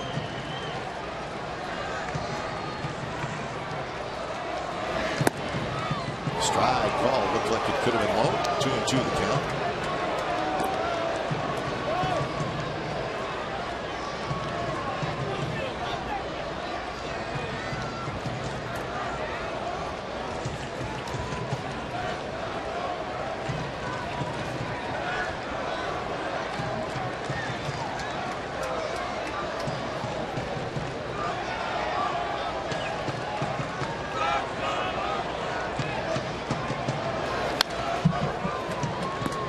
To the screen, and the count stays 2-2.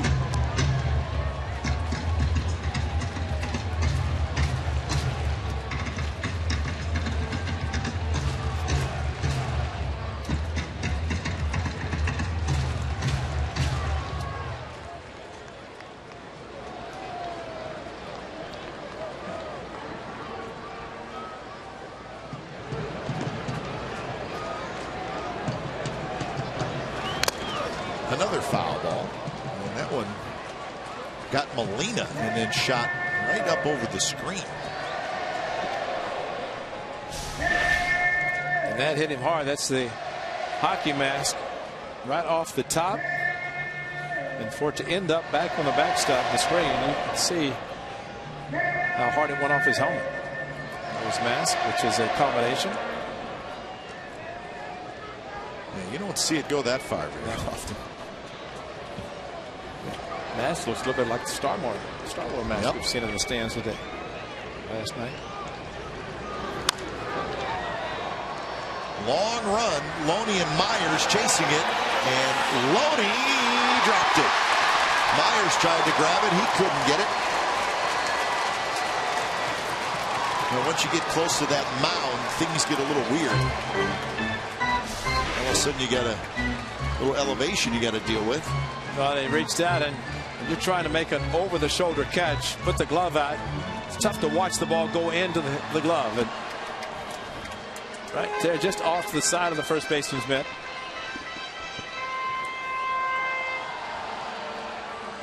Exmo showing just off to the side and tried to close it, could not corral it in the pocket. Trying to reach, and here comes Myers, and there's the mound. See, the Rays are fortunate that they play in a stadium where they have bullpen mounds exposed to playing field as well. So this is not that unusual for them, although a long run to get to the bullpen mound here is the same the case in St. Pete. Donaldson, another shot. Zobrist trying to keep Coco close at second base. Now 3-2.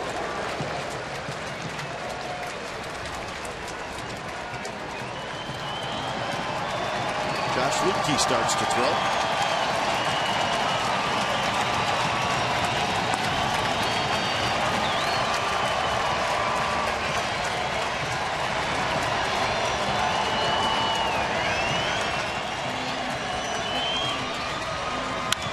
Donaldson rips one to center.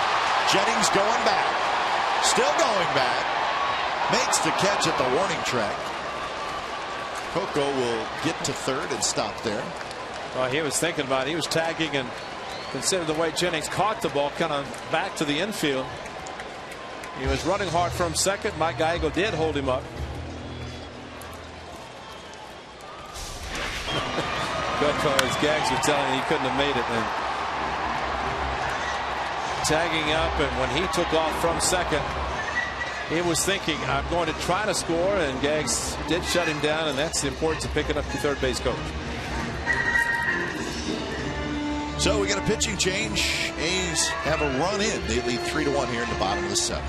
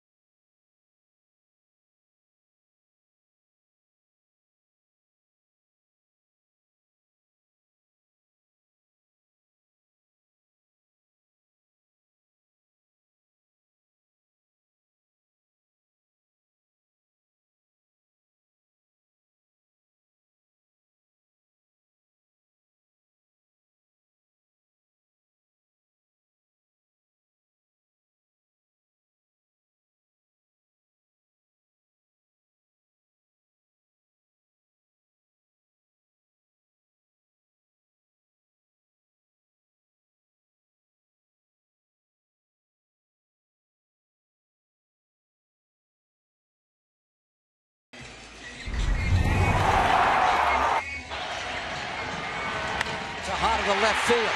Well struck. Miguel Tejada has done it. Miguel Tejada has hit a 3-run walk-off homer to win the game. 18 in a row.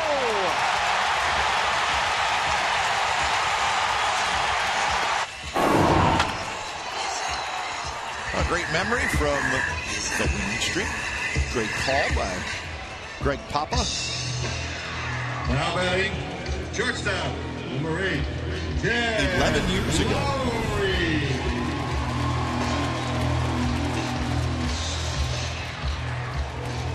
So here's Josh Lukey. Lukey just brought up with the September call-ups. 15th appearance at the big league level this year. He faces Lowry with 2 outs and a runner at third. Stephen Vogt has homered in this inning to extend the A's lead to 3-1.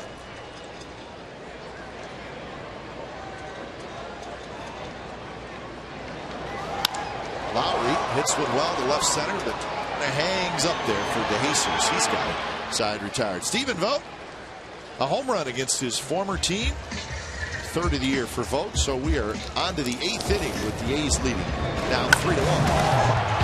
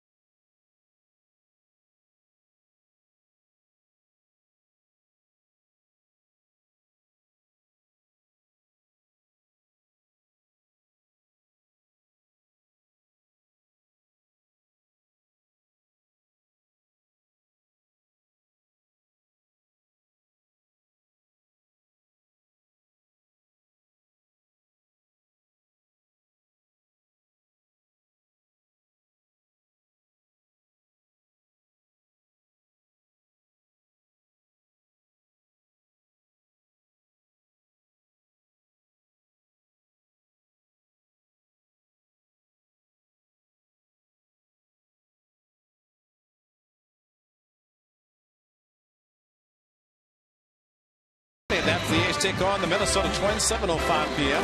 Enjoy the Star Wars themed show from the outfield grass and be on the lookout for Star Wars characters roaming the ballpark throughout the game. On-field capacity is limited. Purchase a special field level ticket package at oaklandathletics.com/Star Wars to receive a limited edition Star Wars t-shirt while supplies last. New pitcher for the A's, it's Dan Otero. Got a big out last night, and he comes on here in the 8th inning for A.J. Griffin. And that one is ripped right center. No one's going to get it. So that's going to be a leadoff double. And it was not Jose Molina. Looked like Kelly Johnson to me. So when it's time for change, think Speedy Oil Change and Tune-Up. Oil Change Tune-Up and Smog Expert. So there's the numbers on Otero. He's been a very good addition to this bullpen. Your attention, please, ladies and gentlemen, for Tampa Bay. Batting for Escobar. Just the home run allowed Number 30, to Loney Scott. for A.J. Griffin.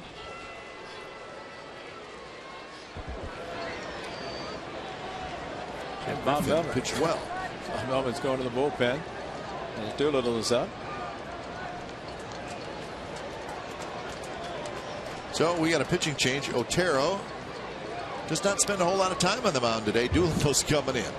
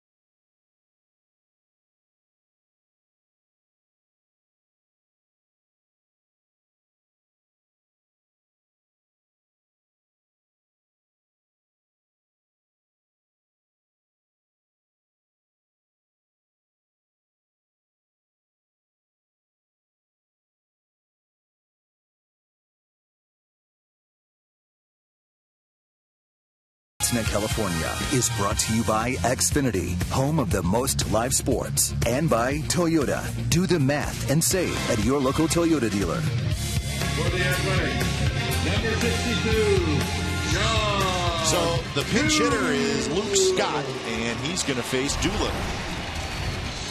So Doolittle pitched last night through 23 pitches. He's back to work this afternoon. 4-5 with a 3.63 ERA.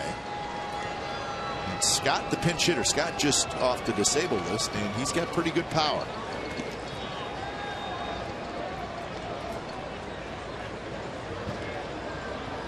And the first pitch is in for a strike. Delman Young has come out into the on-deck circle. And that would be David DeJesus' spot. That's why Ryan Cook is heating up the bullpen. So if Cook is loosening, and this is the 8th inning, it would mean that the A's closer, even though he's pitched 3 consecutive days, if it comes to that, it's like he might be in the game. So that is the case. Doolittle has one inherited runner out there.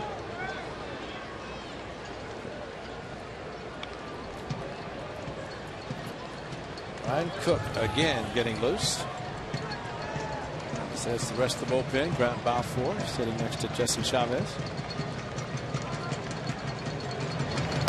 Scott takes outside in the count 1-2.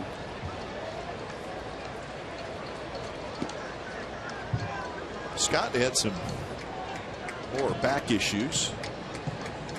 So that's why he was on the disabled list, missing 14 games, so he's just back.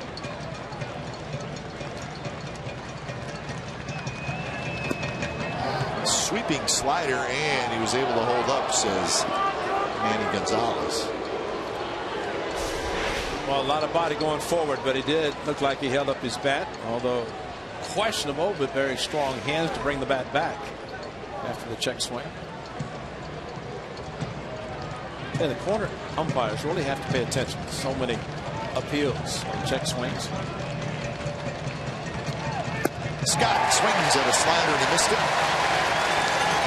So that is out in the wall. Well, back to another slider this time, out of the strike zone, but could not hold up his Your swing. attention, please, ladies and gentlemen. Sean Doolittle throwing a pitch that I'm sure the scouting report says he does not use a lot. A good slider, though, to the lefty, and threw it hard enough out of the strike zone, and a big swing and miss. The September baseball, Kai. Yeah. It's Tillman Young. Young swings and misses. Chases that 96-mile-an-hour fastball.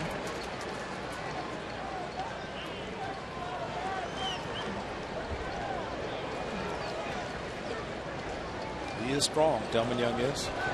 Well, you and I have discussed the roster expanding on September 1st. I don't like it. I don't like it at all. It changes. I don't get it. Yeah, I agree. I just think it's very strange to me that you play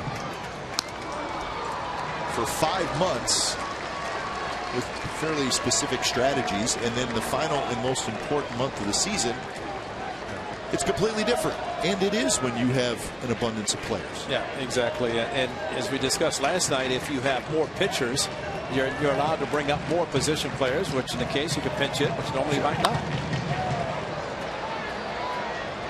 I mean, They do it in the other major sports, don't they? Yeah, playoffs, you can have as many people as you want. I just don't get that. I could see, okay, every team is allowed to bring up 2. That's it. But to have 5, 6, 7, I don't know. This doesn't seem like it makes a whole lot of sense. Well, I like the theory of it's a 25-man roster for 5 months. You can bring up as many as you want, but you designate 25 for September. Yeah, that's true. I mean, that if you want to. Well, every day you can say, okay, we need another pitcher and a position player. And given a good battle to do it. Yeah, I think another factor is the money. I mean, if organization, it's contention, you have the money, and you want to spend, because it's costly now for 1 month for a player to come up.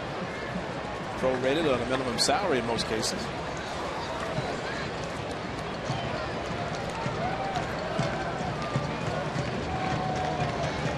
Another 0-2, and this one's hit high toward right. Moss is under it, and he's got it, and that's out number 2. Tillman Young saw 6 pitches, swung at every one of them, and most of them out of the strike zone.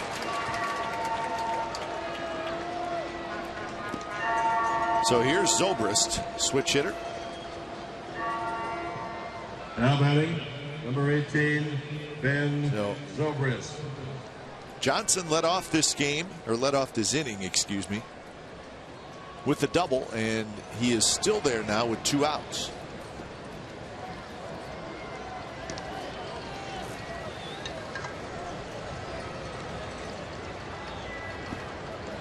So this is a big out to get with Longoria waiting in the on-deck circle.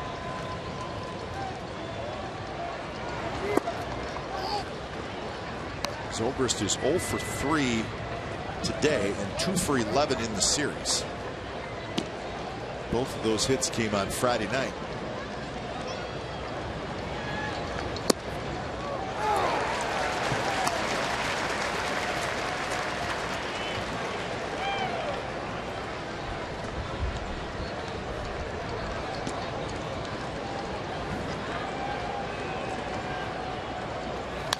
Fouled straight back and after a high fastball. A couple of times Stephen Vogt has given a high target for the fastball that we have seen that's worked so well for Sean Doolittle coming up last year. Something that he's pitching down more in his own, which let's see if he tries to elevate again.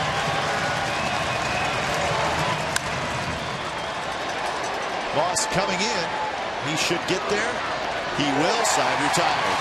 So the Rays strand a runner at second base. They had him there with nobody out. Can't get him home. Bottom of the 8th coming up.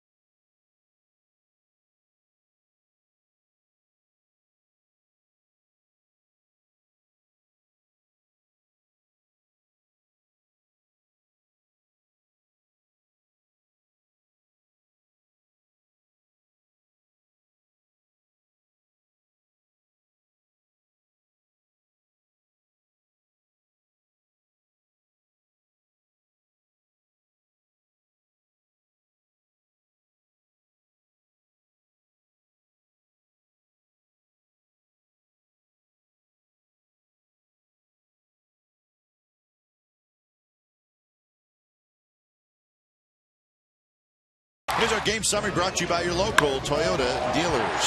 Coco Crisp, first inning. 16th home run in there that ties a career high. Loney tied it up with a home run of his own, his 11th of the year. That was in the second inning.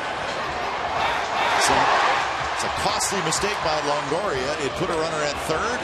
He would score, and then the A's would throw out Will Myers at the plate. He was the tying run.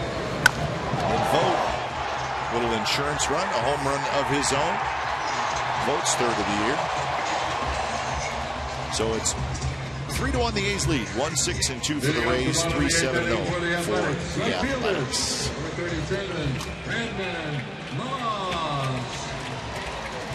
So Lukey is back out there, the right-hander.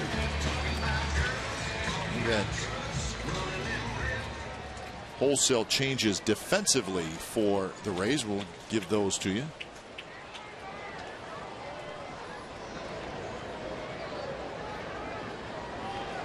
So Moss to lead it off. First pitch from Lukey is a strike. So Sam Fold comes in the game in left field.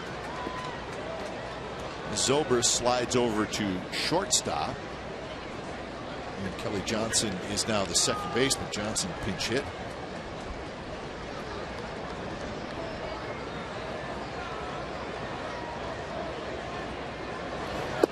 Fastball a bit outside, and the count 1-1. Lobaton is the new catcher, Jose Lobaton.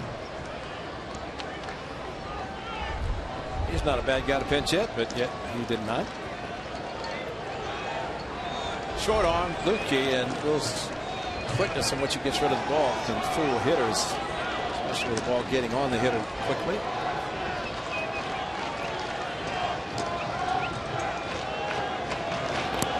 Not close, 2-1. And the Rays brought up another catcher. I think they brought up an additional catcher, so they have 3. So it allows Joe Madden to pinch hit for Molina.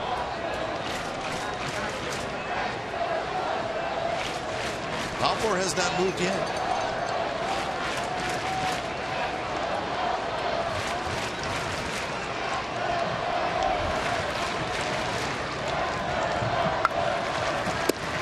Pitch is high. So the count now 3-1. Got right, left due up in the 9th for Rays. Middle of the lineup.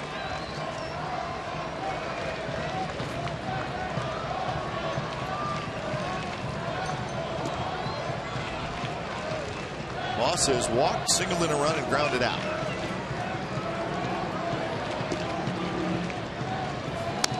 Fouls that one straight back. The Red Sox won today. They beat the White Sox 7-6. That was a sweep, and the Red Sox have won 7 out of 8. So the Rays are looking up at that score, seeing that the team they're chasing in the East has won. So Red Sox, a little bit anyway, starting to open up some space between them and the teams chasing them.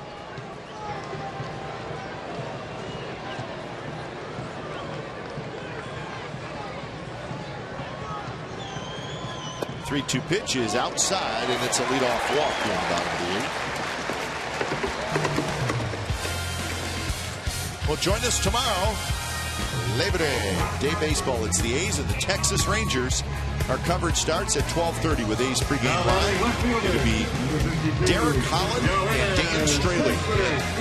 The rest of the series, Martin Perez and Bartolo Colon, and on Wednesday a day game, Yu Darvish, Jared Parker. So there's your pitching matchups for the upcoming big 3-game series against the Texas Rangers. So Straley and Holland tomorrow afternoon.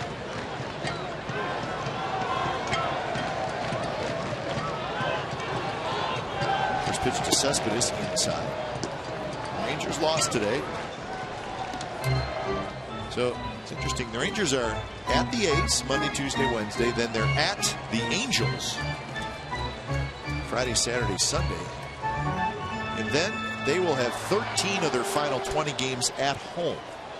They finish at home that last week against Houston and the Angels. The A's will be on the road that last week. It's the Angels and the Mariners. And I think the Angels are going to be the team that's going to be interesting in the final weeks, because saw earlier 15.5 behind the Rangers in the division. Cespedes drills on the right field. That's a hit. Moss thought about trying for third, but he stops. And the A's looking for insurance runs again. They have 2 on and nobody out. So here's a look at what the Rangers have left. So they will finish. Now batting, designated hitter, number 18, a 7-game homestand. Couple of off days. And 6 more against these Athletics.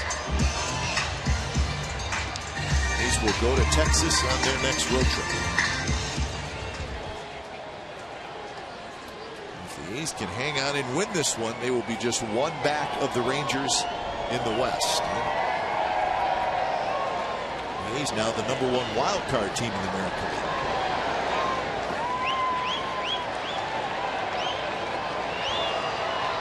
Two on, nobody out.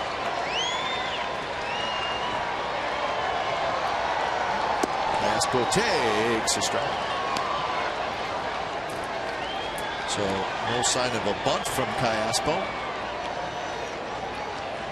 Yeah, that big base hit by Cespedes to right field. That is big, because they're going to shift with him. And if he can continue to do that, it's going to turn out to be very good, because they'll start playing him more honest and shift will be taken away.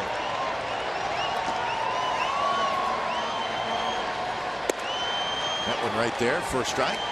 And it's quickly 0-2 to Caspo, who is 0 for 3 in the game. Astros beat the Mariners today 2-0. Brett Omerholter, one of the young starters for the Astros. A complete game, 4-hit shutout.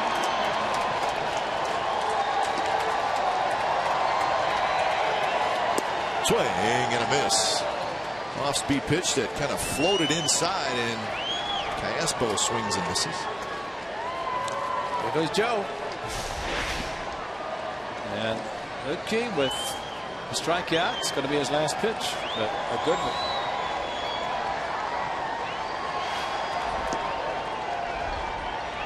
So with Barton and Sogard, a couple of lefties coming up, we're going to get a lefty coming in out of the bullpen.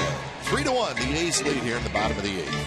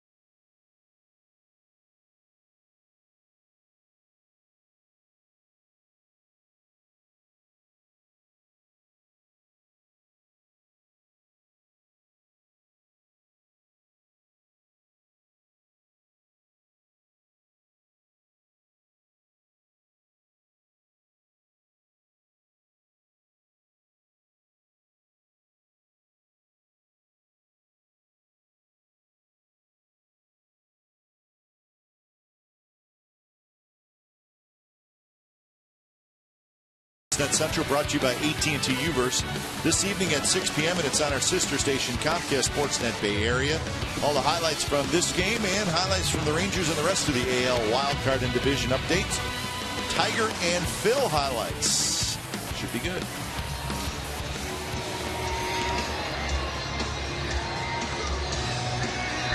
A's looking for another insurance run. They got a vote home run in the 7th inning that gave them their 3rd Derek Barton. This is Cesar Ramos to face Barton. So lefty on lefty with Moss at second and Cespedes at first.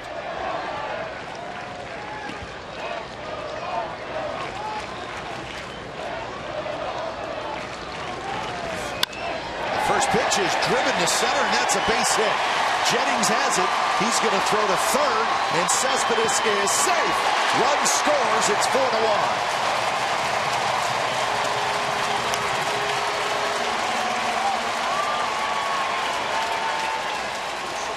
Derek Barton has talked about if you give him a good pitch to hit, the first one he's not going to be taking. And a great job. Maybe went out of the strike zone, pitch a little bit away and up, but to right center, Jennings thinking about Cespedes, not concerned about the runner Moss. And Cespedes with a blinding lightning speed got in. And Derek Barton, a nice base hit, drives in his 7th of the season. That's a big one.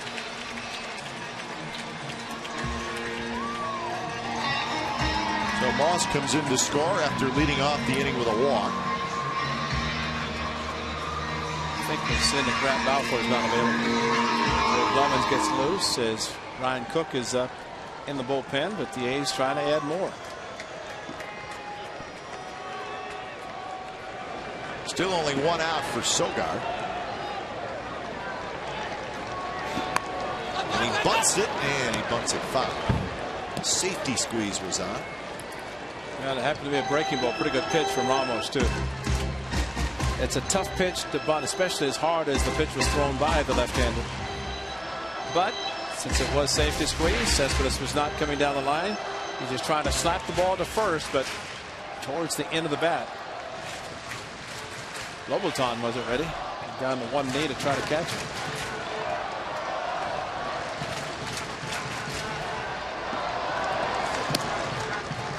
Time.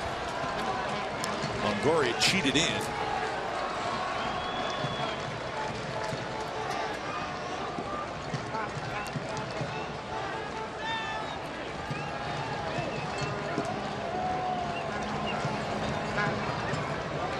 The outfield very shallow. Now Longoria wants to talk to his pitcher Ramos. You know, with now Joe Madden's going out. You know, when the pitch out was called, as they maybe thought there was going to be a squeeze, but the surprise was seeing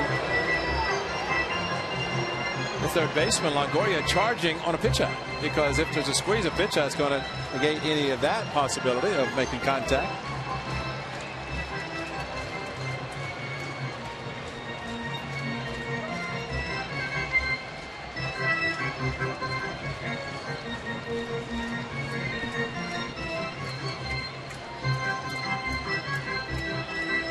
So the Rays hopefully have it all straightened out.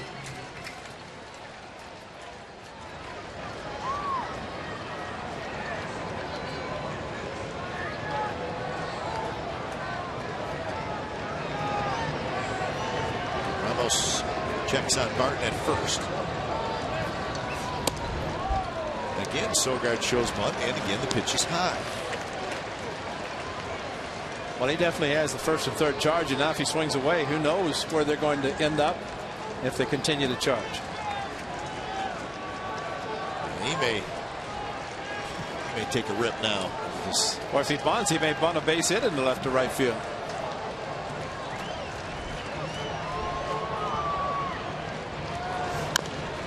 He does swing. That time Longoria really was not charging. Loney came in maybe 4 or 5 feet. So now there are 2 strikes.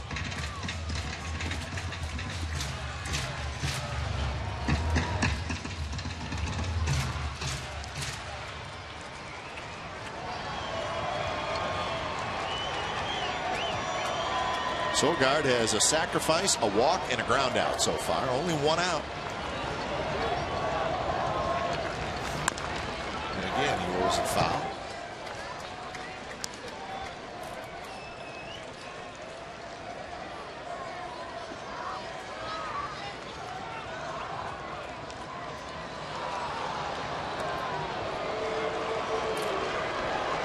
Blevins and Cook throwing for the A's.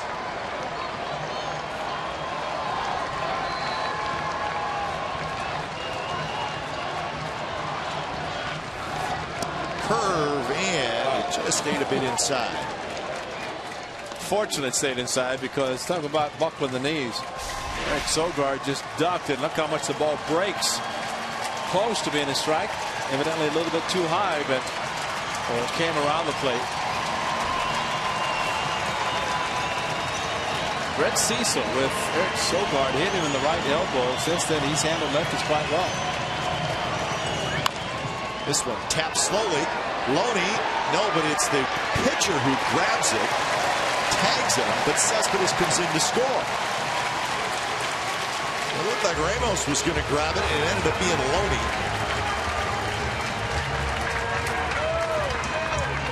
But the run comes in, and that's all that matters. Absolutely. It's a big run. It's the 5th run. The contact, and especially with Cespedes' speed, he might not have been running initially with it, but the ball hit slowly, and with his acceleration, he took off and handled it easily, very nicely. And that was a very good play on both parts. Contact by Sogard, Cespedes hustling, and the A's pick up another run. Yeah, I said Loney grabbed it. I meant it was the pitcher Ramos who grabbed it. So give Sogard an RBI. And here's Vogt.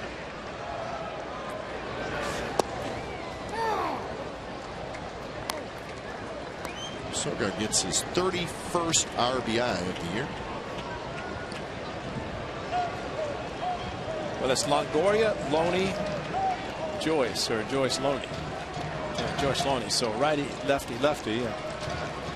That's why the double barrel action in the bullpen.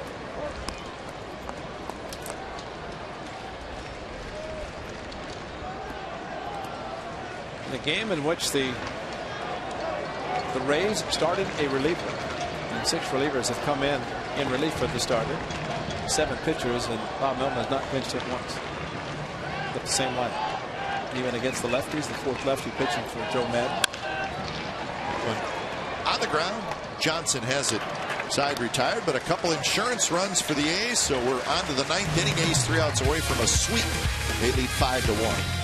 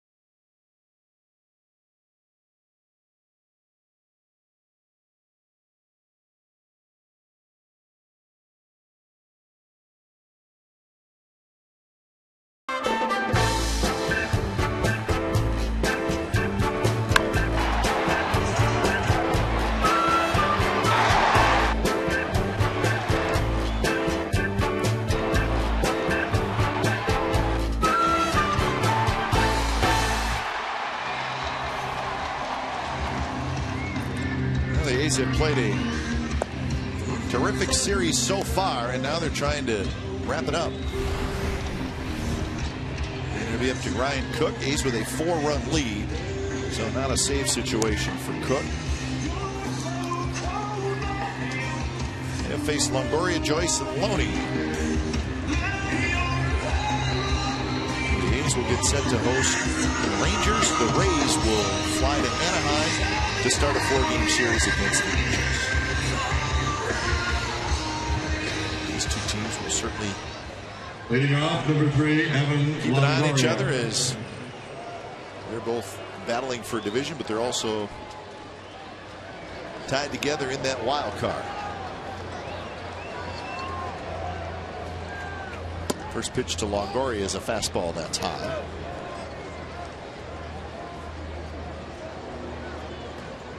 Just a total of 5 runs and 21 hits total in this series for the Rays.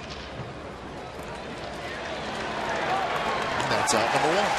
Longoria 0 for 4. Could be happy to get on the plane. Yep. I think the A's have caught Evan Longoria at the right time in this 3-game weekend series. Longoria 2 for 12 in the series. Remember, one of those hits was a bloop single down the right field line.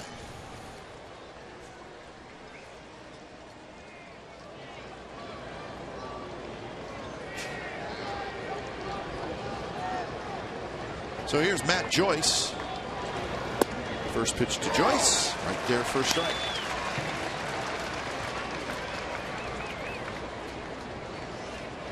Joyce is hitless today, 0 for 3 with a couple of strikeouts.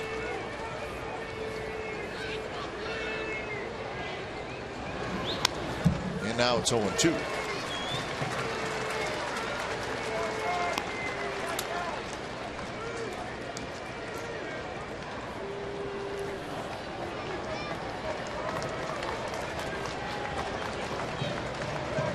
Shift is on for Joyce, as it has been pretty much the whole series. Strike 3 call right on the outside corner. And Joyce is chewing on Tony Randazzo pretty good as he walks away.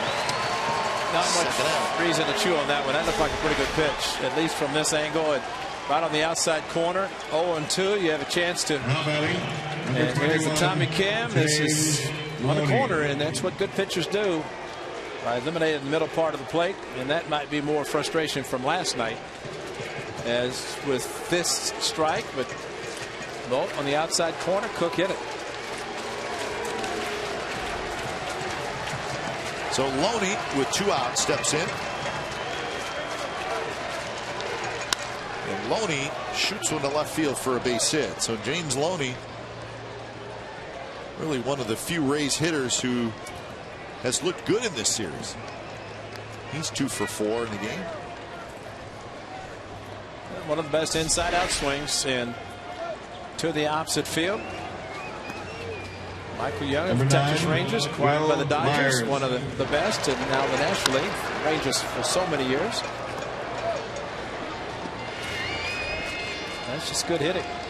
Pitch away, hit it that way.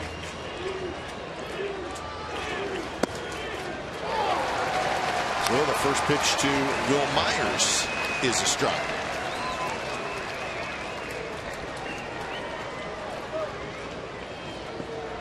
Myers 1 for 3. He doubled in the 7th inning, then was thrown out at home when he represented the tying run.